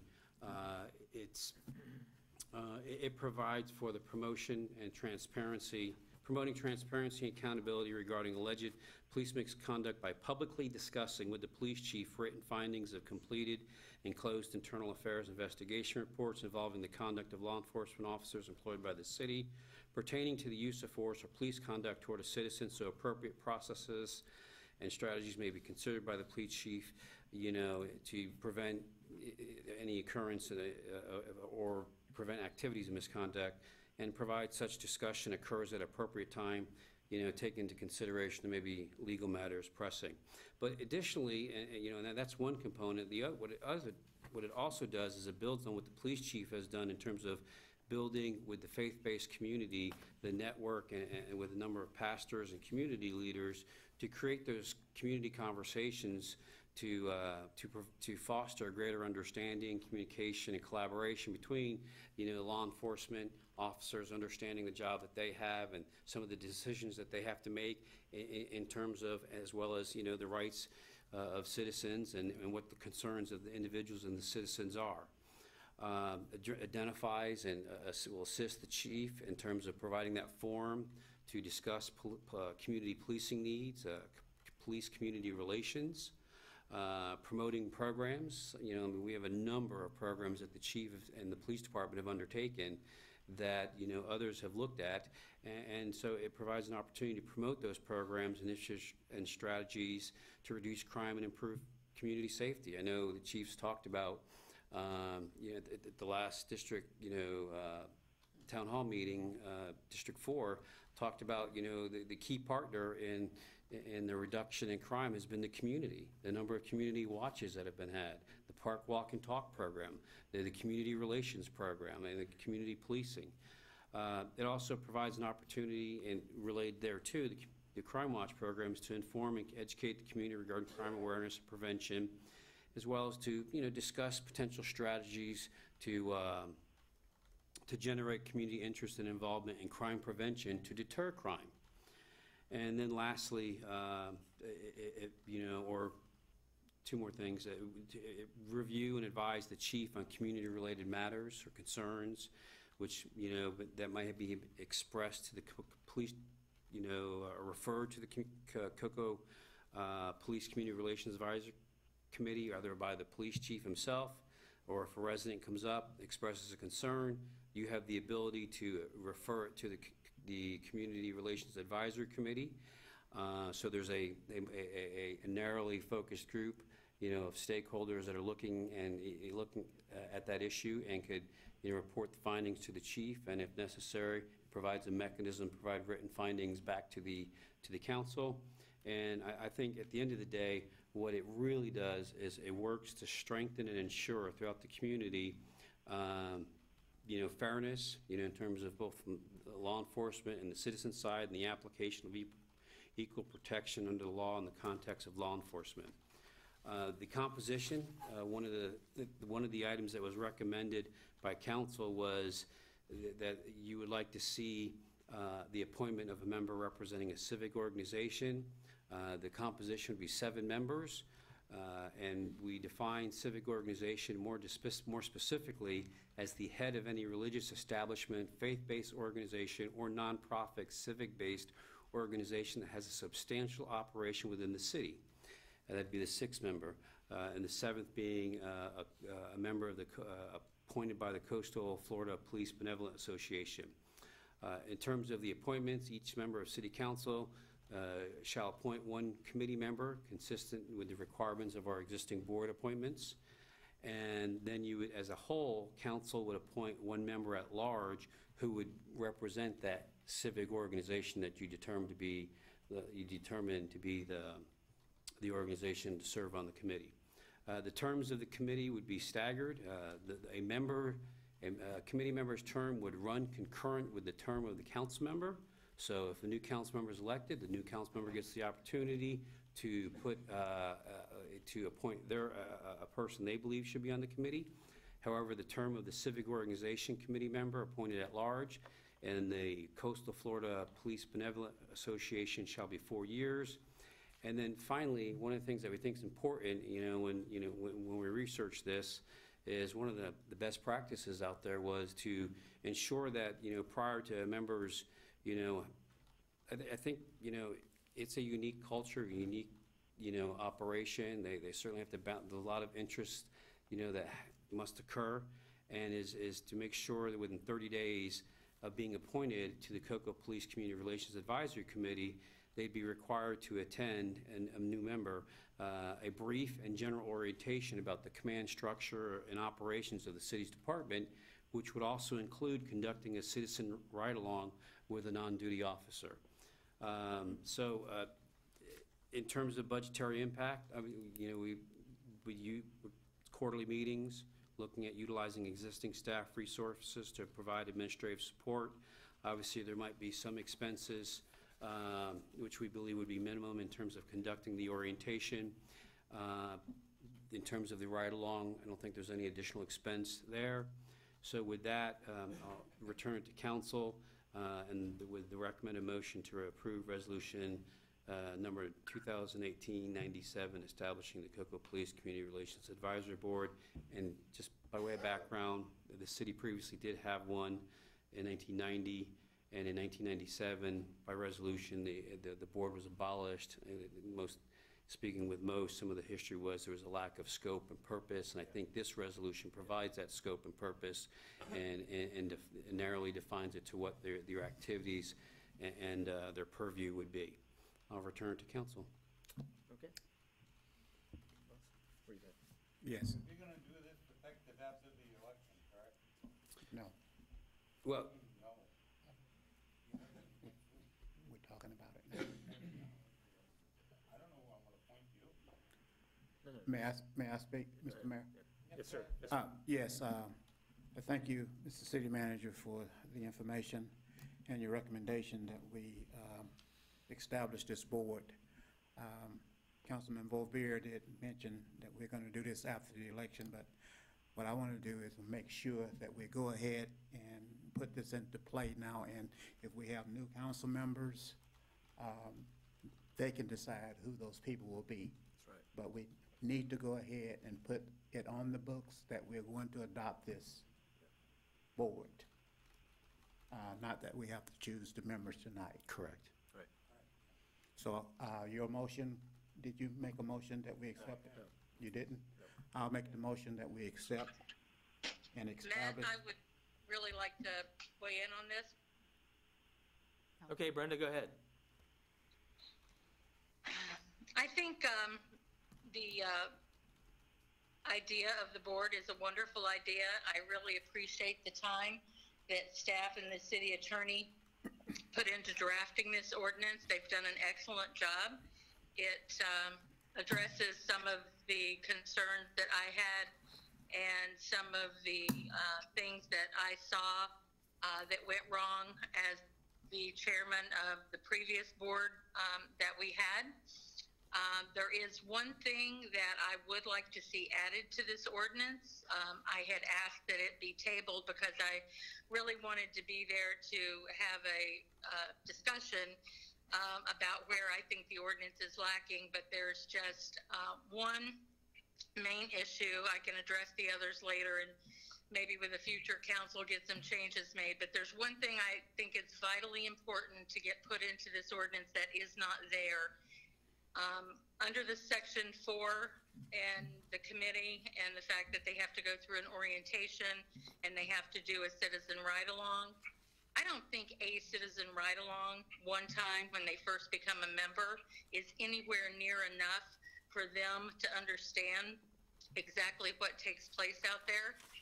We all have ridden, we all understand what our police officers go through, and I would like to see the members of this committee commit to a minimum of 8 hours a month, either in dispatch, listening to what the dispatchers deal with, or in a police car with somebody of the police chief's choosing or the command staff's choosing on a shift, different shifts, day shift, evening shift, midnight shift.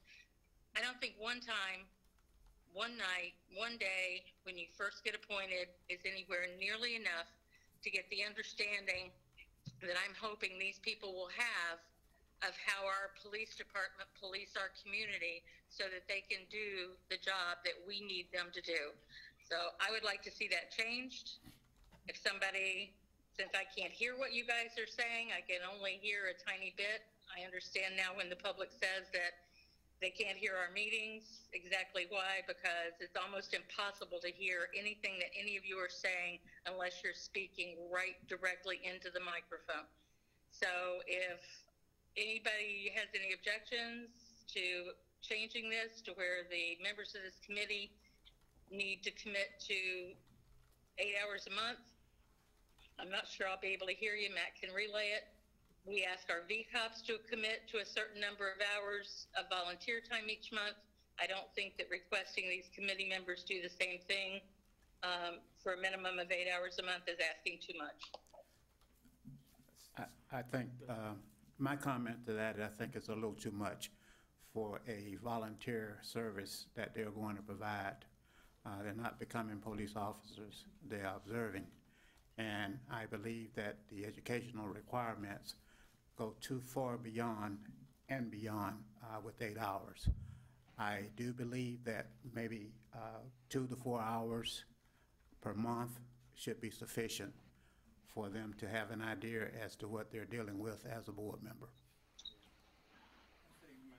So Clarence, are you saying that you would agree to what Brenda's proposing, but you would limit it to 4 hours a month and not 8?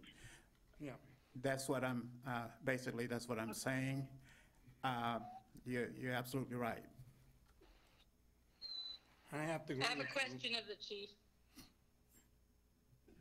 Mike, what do you think? Go ahead. How many hours a month do we ask our DCOPs to provide?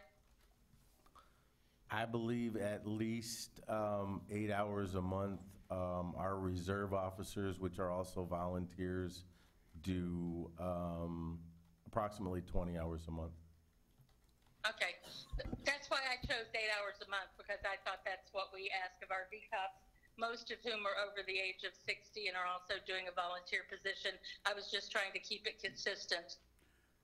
There's a lot of people. I do believe that going forward with this new board, I think we should start with minimal hours and increase them as the need arises, even to the point of perhaps 2 hours per month to start with.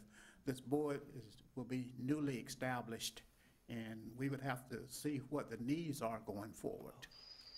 There may be a need to increase the educational hours as we go forward. But to start with, I think minimal hours is all that we need. Yeah, I agree. I agree. I agree with him also, Brenda and Jerry. So you gotta talk. I'm sorry, did Clarence, did you say 2 hours, 4 hours? 2 to 4 hours, starting with perhaps 2 hours as a requirement for the board member. And Clarence, why don't we compromise here and say, how about 2 hours in dispatch and a minimum of 2 hours on the road? Because I think dispatch is just as important to understand the calls that come in and how they are dealt with and handled before they ever get to our police officers. I think it's just as important as what actually takes place on the road. yes, we have to start somewhere, and I'm willing to compromise 2 to 4 hours. 2 hours on the road and 2 hours in dispatch, I think would probably be adequate. Okay, that works for me. I agree with that. I agree with that, Clarence. Okay. So do I. Okay. I'm on, go make your motion. Well, I make the motion that we establish this board with educational requirements of 2 hours for dispatch and 2 hours on the road. That is my motion. I'll second that. Okay, all in favor? Aye. Aye. Any opposed? Okay, 5-0. 5-0. Okay, after the meeting, I will go ahead and make that modification to the resolution and have the mayor execute the resolution. Okay. Thank you. All right. All right, thank you. Mr. City Manager, we going next? We got next. Yes, Mr. Mayor, the next item,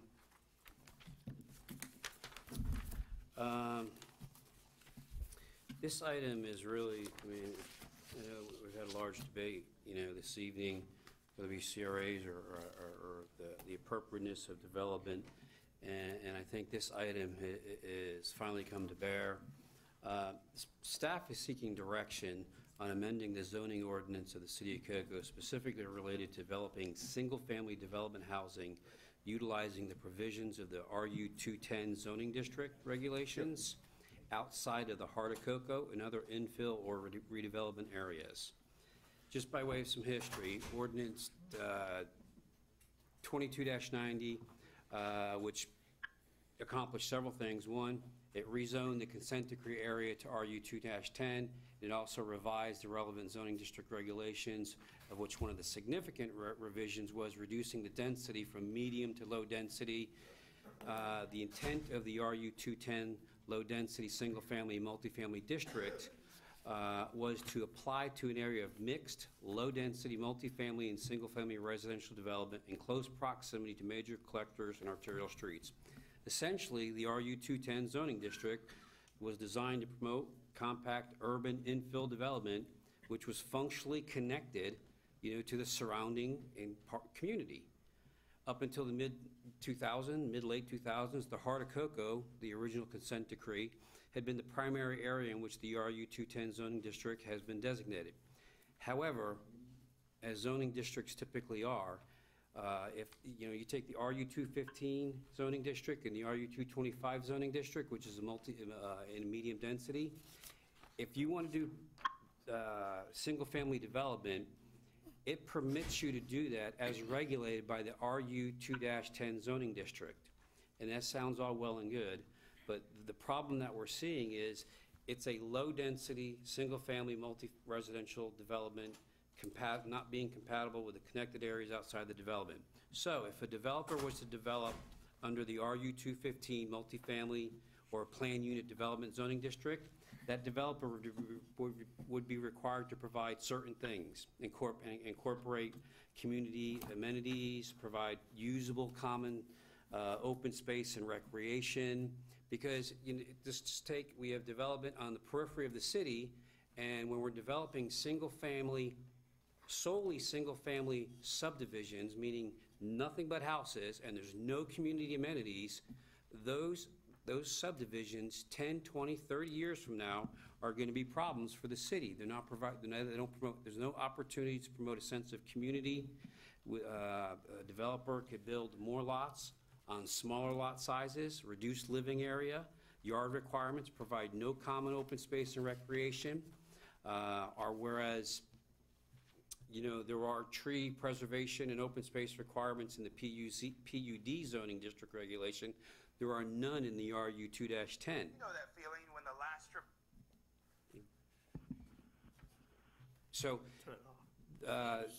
my point is, the appropriate zoning district, if a developer is seeking variation and flexibility on developing a constrained site, let's say a greenfield site, and staff acknowledges there's the need for flexibility and deviation in lot side, bulk district regulations, density, lot coverage, and open space.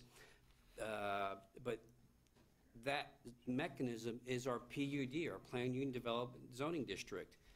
By allowing developers to develop under the RU 2-10 zoning district regulations, it is allowing 5,000 square foot lots with no community amenities.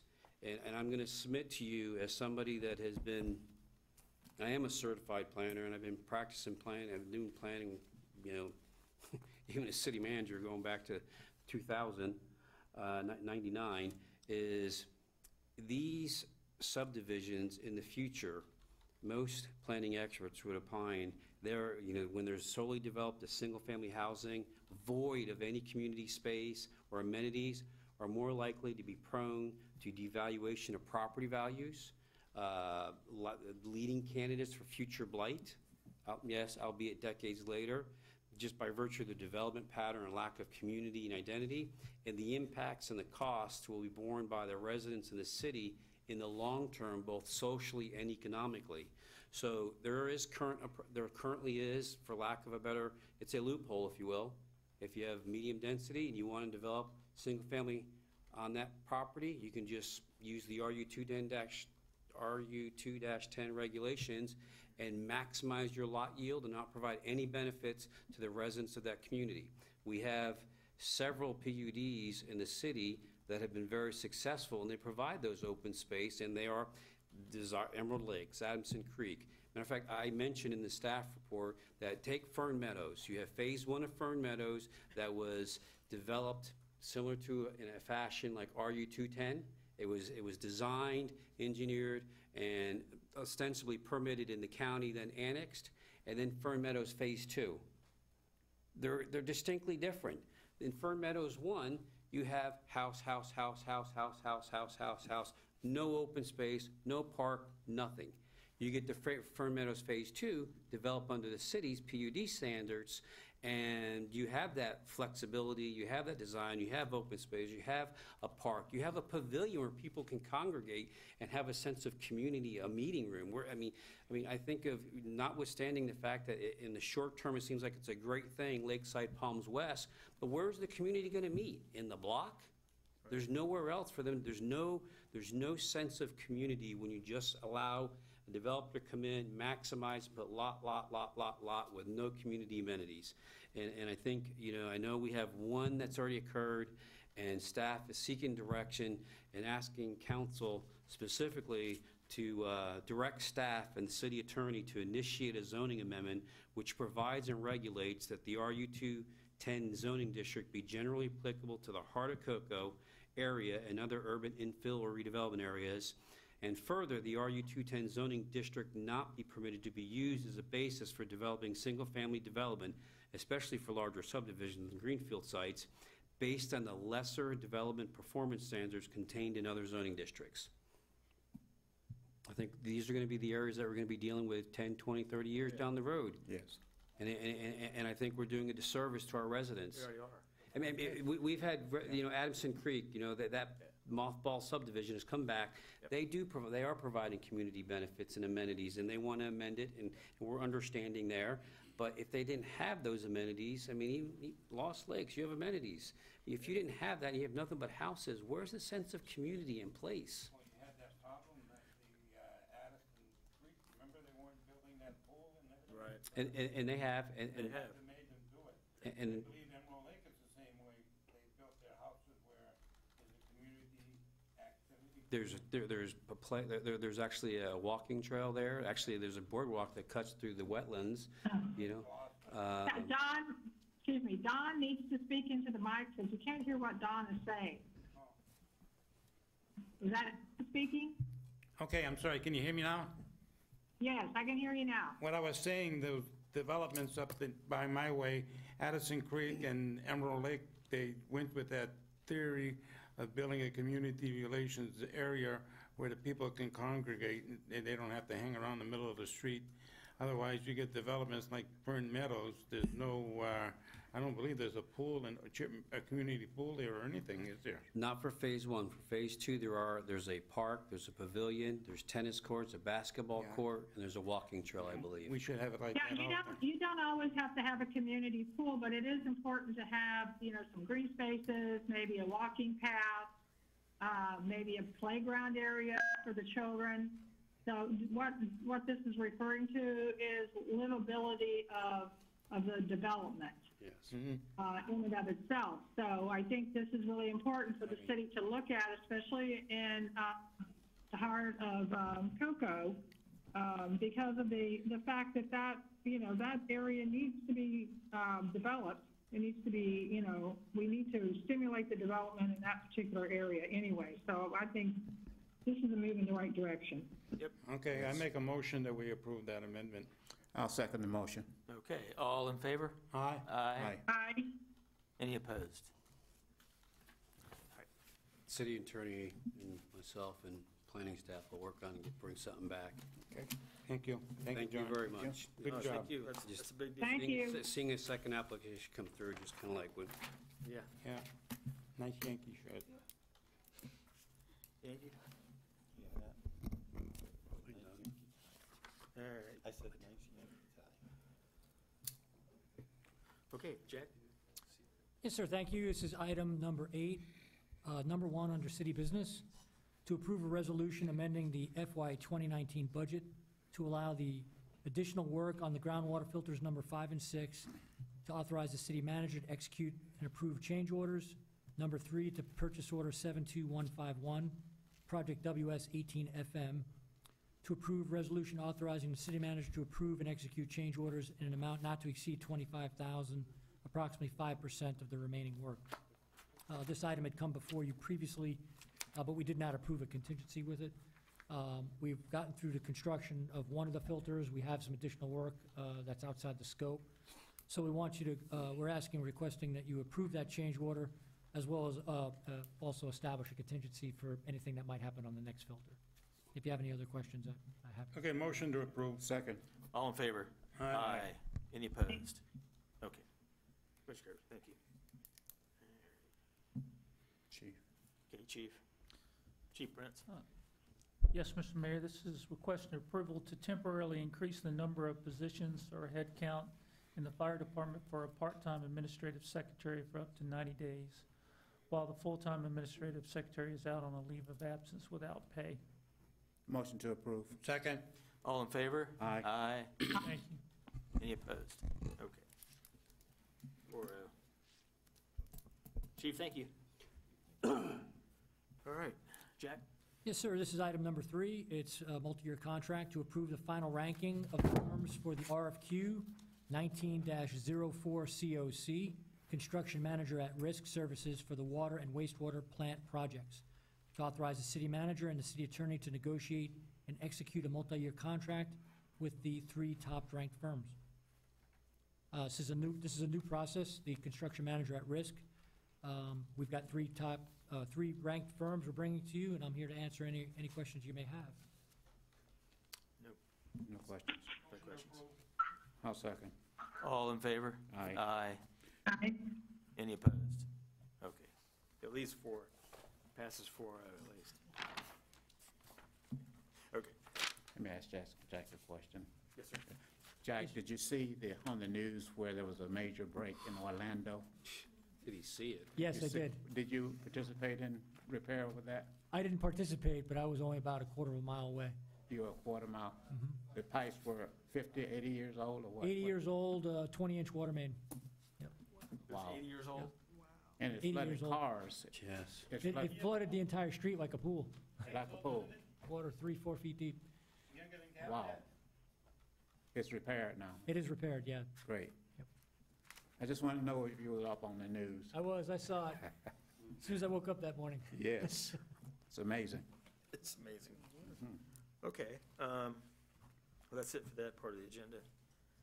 Anybody in the audience from the advisory board or a committee that'd like to speak?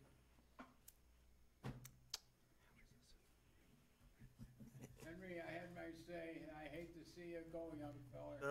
We're good. We're good. Yes. Okay. We're gonna do a minute of city administration. Come over Yeah. here first. Where are we going? Come on down here. Uh-oh. Is Don gonna throw like a cake at me or something? Probably. Come on down here, my Good. friend. All right. Yes. As you all know, this is Henry's last meeting. He's retiring from the city of Cocoa in, 14 days? Yep. So this is going to be presented to you, Henry Parrish III, for dedication and inspiration and leadership as mayor of the city of Cocoa from November 2012 to November 2018. Dated this 24th day of October 2018 by the city council staff and the citizens of Cocoa. Congratulations. Appreciate that.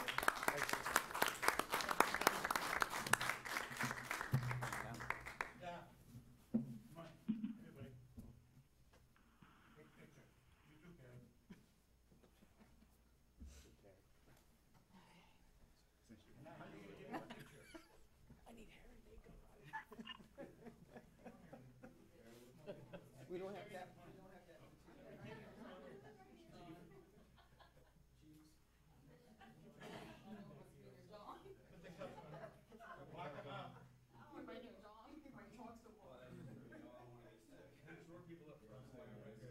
Stand up.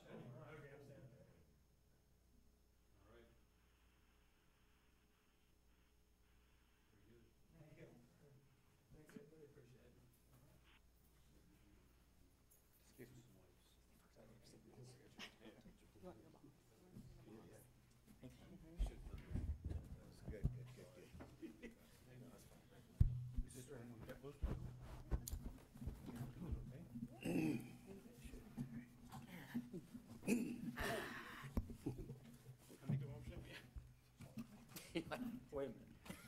You're right, you're close. I appreciate that, everybody. I'll say a few words in a few minutes, but, Ed, you're up. No report, sir. What? Okay, good. No report. Thank you. Chief? No report, but I'd like to say on behalf of the police department, thank you, Mayor, for everything you've done for us and your support. and the door is always open. So don't be a stranger. I appreciate that, Chief, and I'll tell you something, we all support the police department and you, your leadership. And we did great things in the last 6 years, great things. No report, Mayor, but I just echo what Chief Cantaloupe said. Always welcome at the fire department, and we appreciate your service and what you've accomplished. I appreciate that. Thanks, Chief. Karen? No report, similar sentiments. I wish you farewell. You're doing a great job. Thank you. Thank you. Appreciate that. Jack? Yeah, no report, sir, but thank you, and thanks for the support along the way. We went through it, didn't we? Yeah, quite a bit, and quite a bit done under your leadership, so thank you. Yeah. Same here, good luck. You know how we feel. Thank you. I appreciate it. Okay, Super Attorney, I know the Game 2 of the World Series is on right now, and I apologize. And let me tell you something. I think it's on. It's probably second or third inning, but,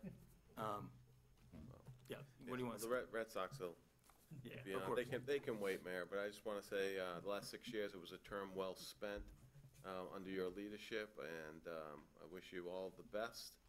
It was a pleasure serving with you. Thank you. Thank you. Appreciate it. Likewise, same thing. I've known you 25 About years. 25 years now, Mayor. We've had a lot of fun, especially the old days, right? Yeah. And each administration that comes in, it just gets better and better, doesn't it? It does. Really, Yes, it does. Yeah, appreciate it.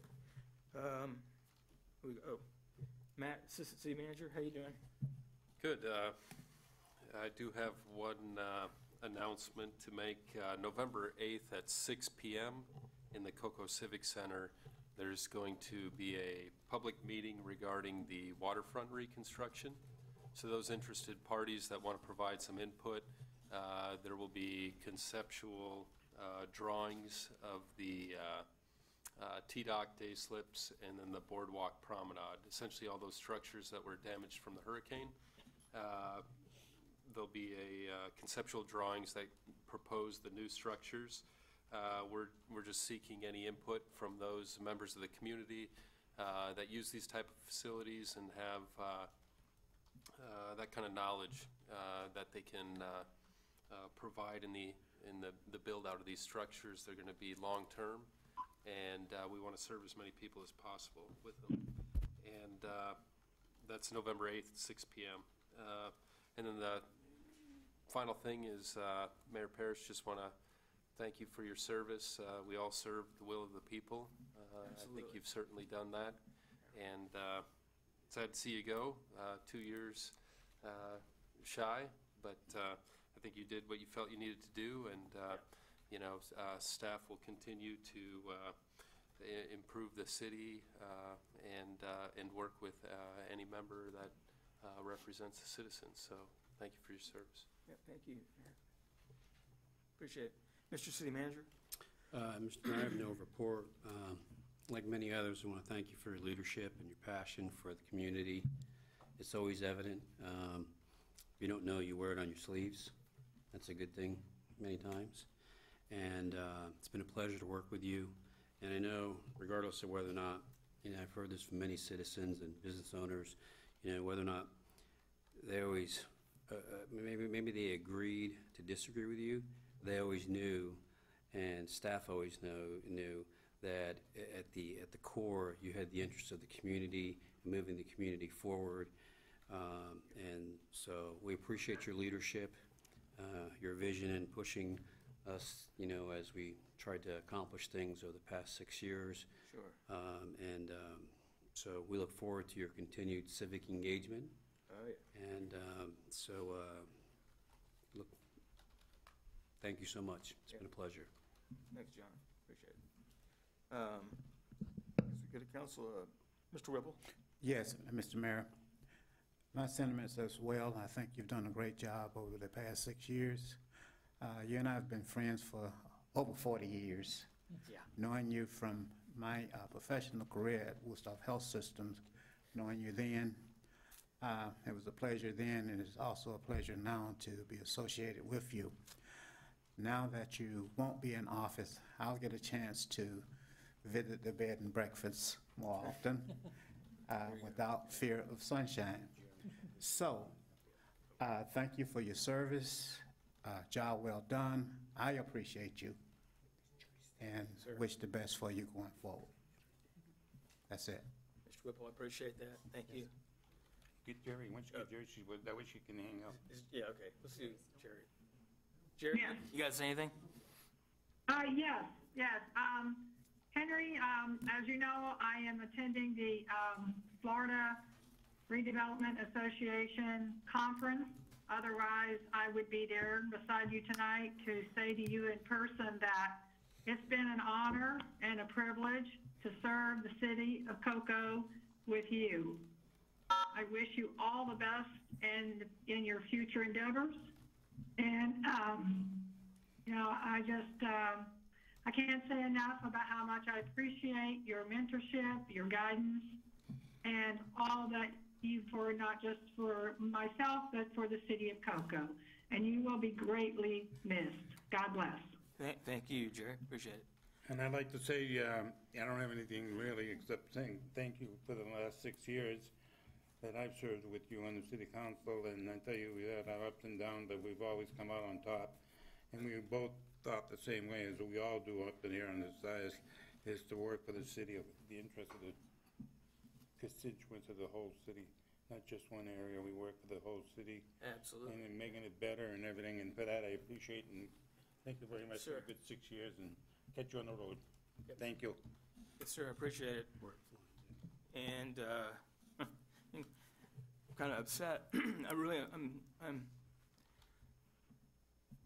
You kind of look forward to this day, to be honest with you, because you pour a lot into it, and you want to do your best, but you want to leave in a great way, and I feel like I'm leaving in a really good way here. This is, first of all, it's not about me, it's about the citizens of Cocoa, and serving them the best we can. I knew when I was a kid it was a challenge, to live here and to make things happen. And as the years went on, I had the ability, with the opportunity to run for office, run for council, and I was lucky enough to win. And there is a lot of citizens that live here that feel the same way I do. It's not me leaving. We want to continuously improve this city. I worked a lot of years behind the scenes, CapMed, a lot of people, supporting people, and making sure that we move our city in a positive way. I cherish the last 6 years, and I just want to show this to the crowd here. This is what I ran on, okay? And let me move this over here. Ran on bringing jobs and business growth to the city of Cocoa. I think we've done a pretty good job. Working to ensure that City Hall serves all the citizens of Cocoa, and we've certainly gone a long way in that.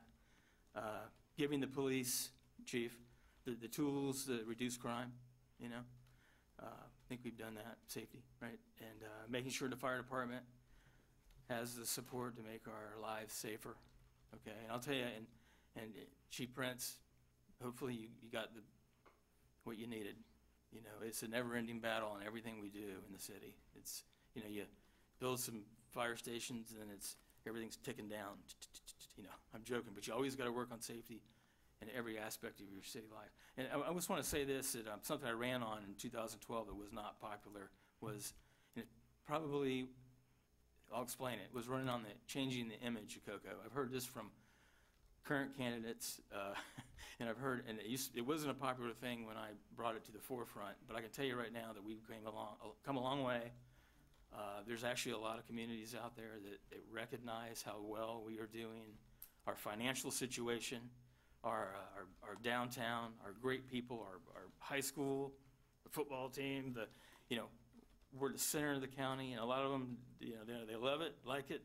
Some don't like it, and I tell you, but the truth is we've rebuilt the city over the last many years to a point where it's a little easier every time to serve the citizens, I hope. That's what it feels like. But the image situation, it went from image changing the image and for the citizens that live here to giving the citizens confidence. You know, and like we talked about tonight, the police department. I mean, we never started reducing crime until we had the citizens starting to get involved in helping police their neighborhoods. And it just goes on and on with all the, you know, tonight was the community review board, and we've had body cams, who, you know, I can just go on and on and on. But the last 6 years, we went a long way. I can tell you, I think we're down to, what, 51% crime reduction in the last 5 years. The Today paper wrote an article, and I want to say they pretty much laughed at us when our goal was 50% by 2020. Well, last I looked, it's 2018. And it's going to keep going and going and going. We have a great city with the best people. I told Carrie this, I probably told John, maybe even Clarence, that personally I wouldn't have left if I wasn't termed out, okay? But that's the reality is I thought I could go to the State House and help the community with the same ferocity, you know, and push and get things done. It's a different culture up there. I don't think it revolves around the locals, the local mentality of being part of a city and improving it. Hate to say that, but it's true. So I'm a local person all the way.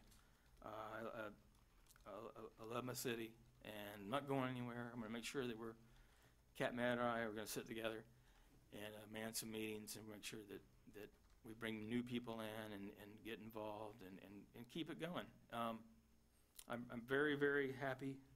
When I got in, it was more of the utilities. The utilities really was starting to get underway of the redevelopment of that, and Jack's done a brilliant job. All the changes in the utilities, all the improvements, from the water tower is the symbol of the best water in Florida, right? And Jack's brilliance has completely turned it all around to the point where we have a great utility. And now it's we signed a deal that's I don't know, $100 million deal, whatever. We're going to be selling water in about 5 years to Orlando and Orange County and Kissimmee. And I can tell you, it's probably going to keep down water rates for us for a while.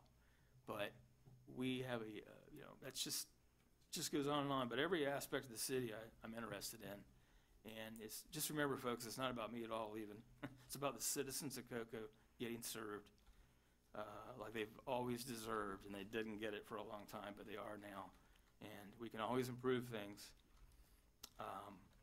I'm concerned about the future, like everybody is in this room. I do believe our best days are ahead of us.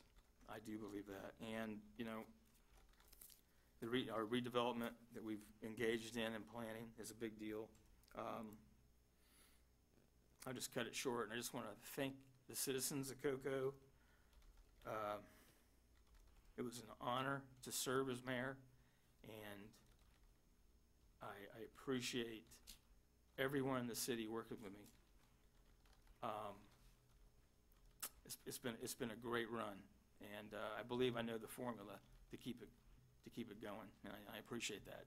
Thank you, everybody that I've worked with for years now at this point, and it's I'll be seeing you one by one around, but I'm not going anywhere.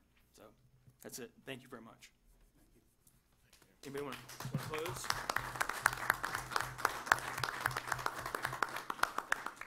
I make a motion and we adjourn. I'll second it. Okay. All in favor? Aye. Aye. Thank you, everybody.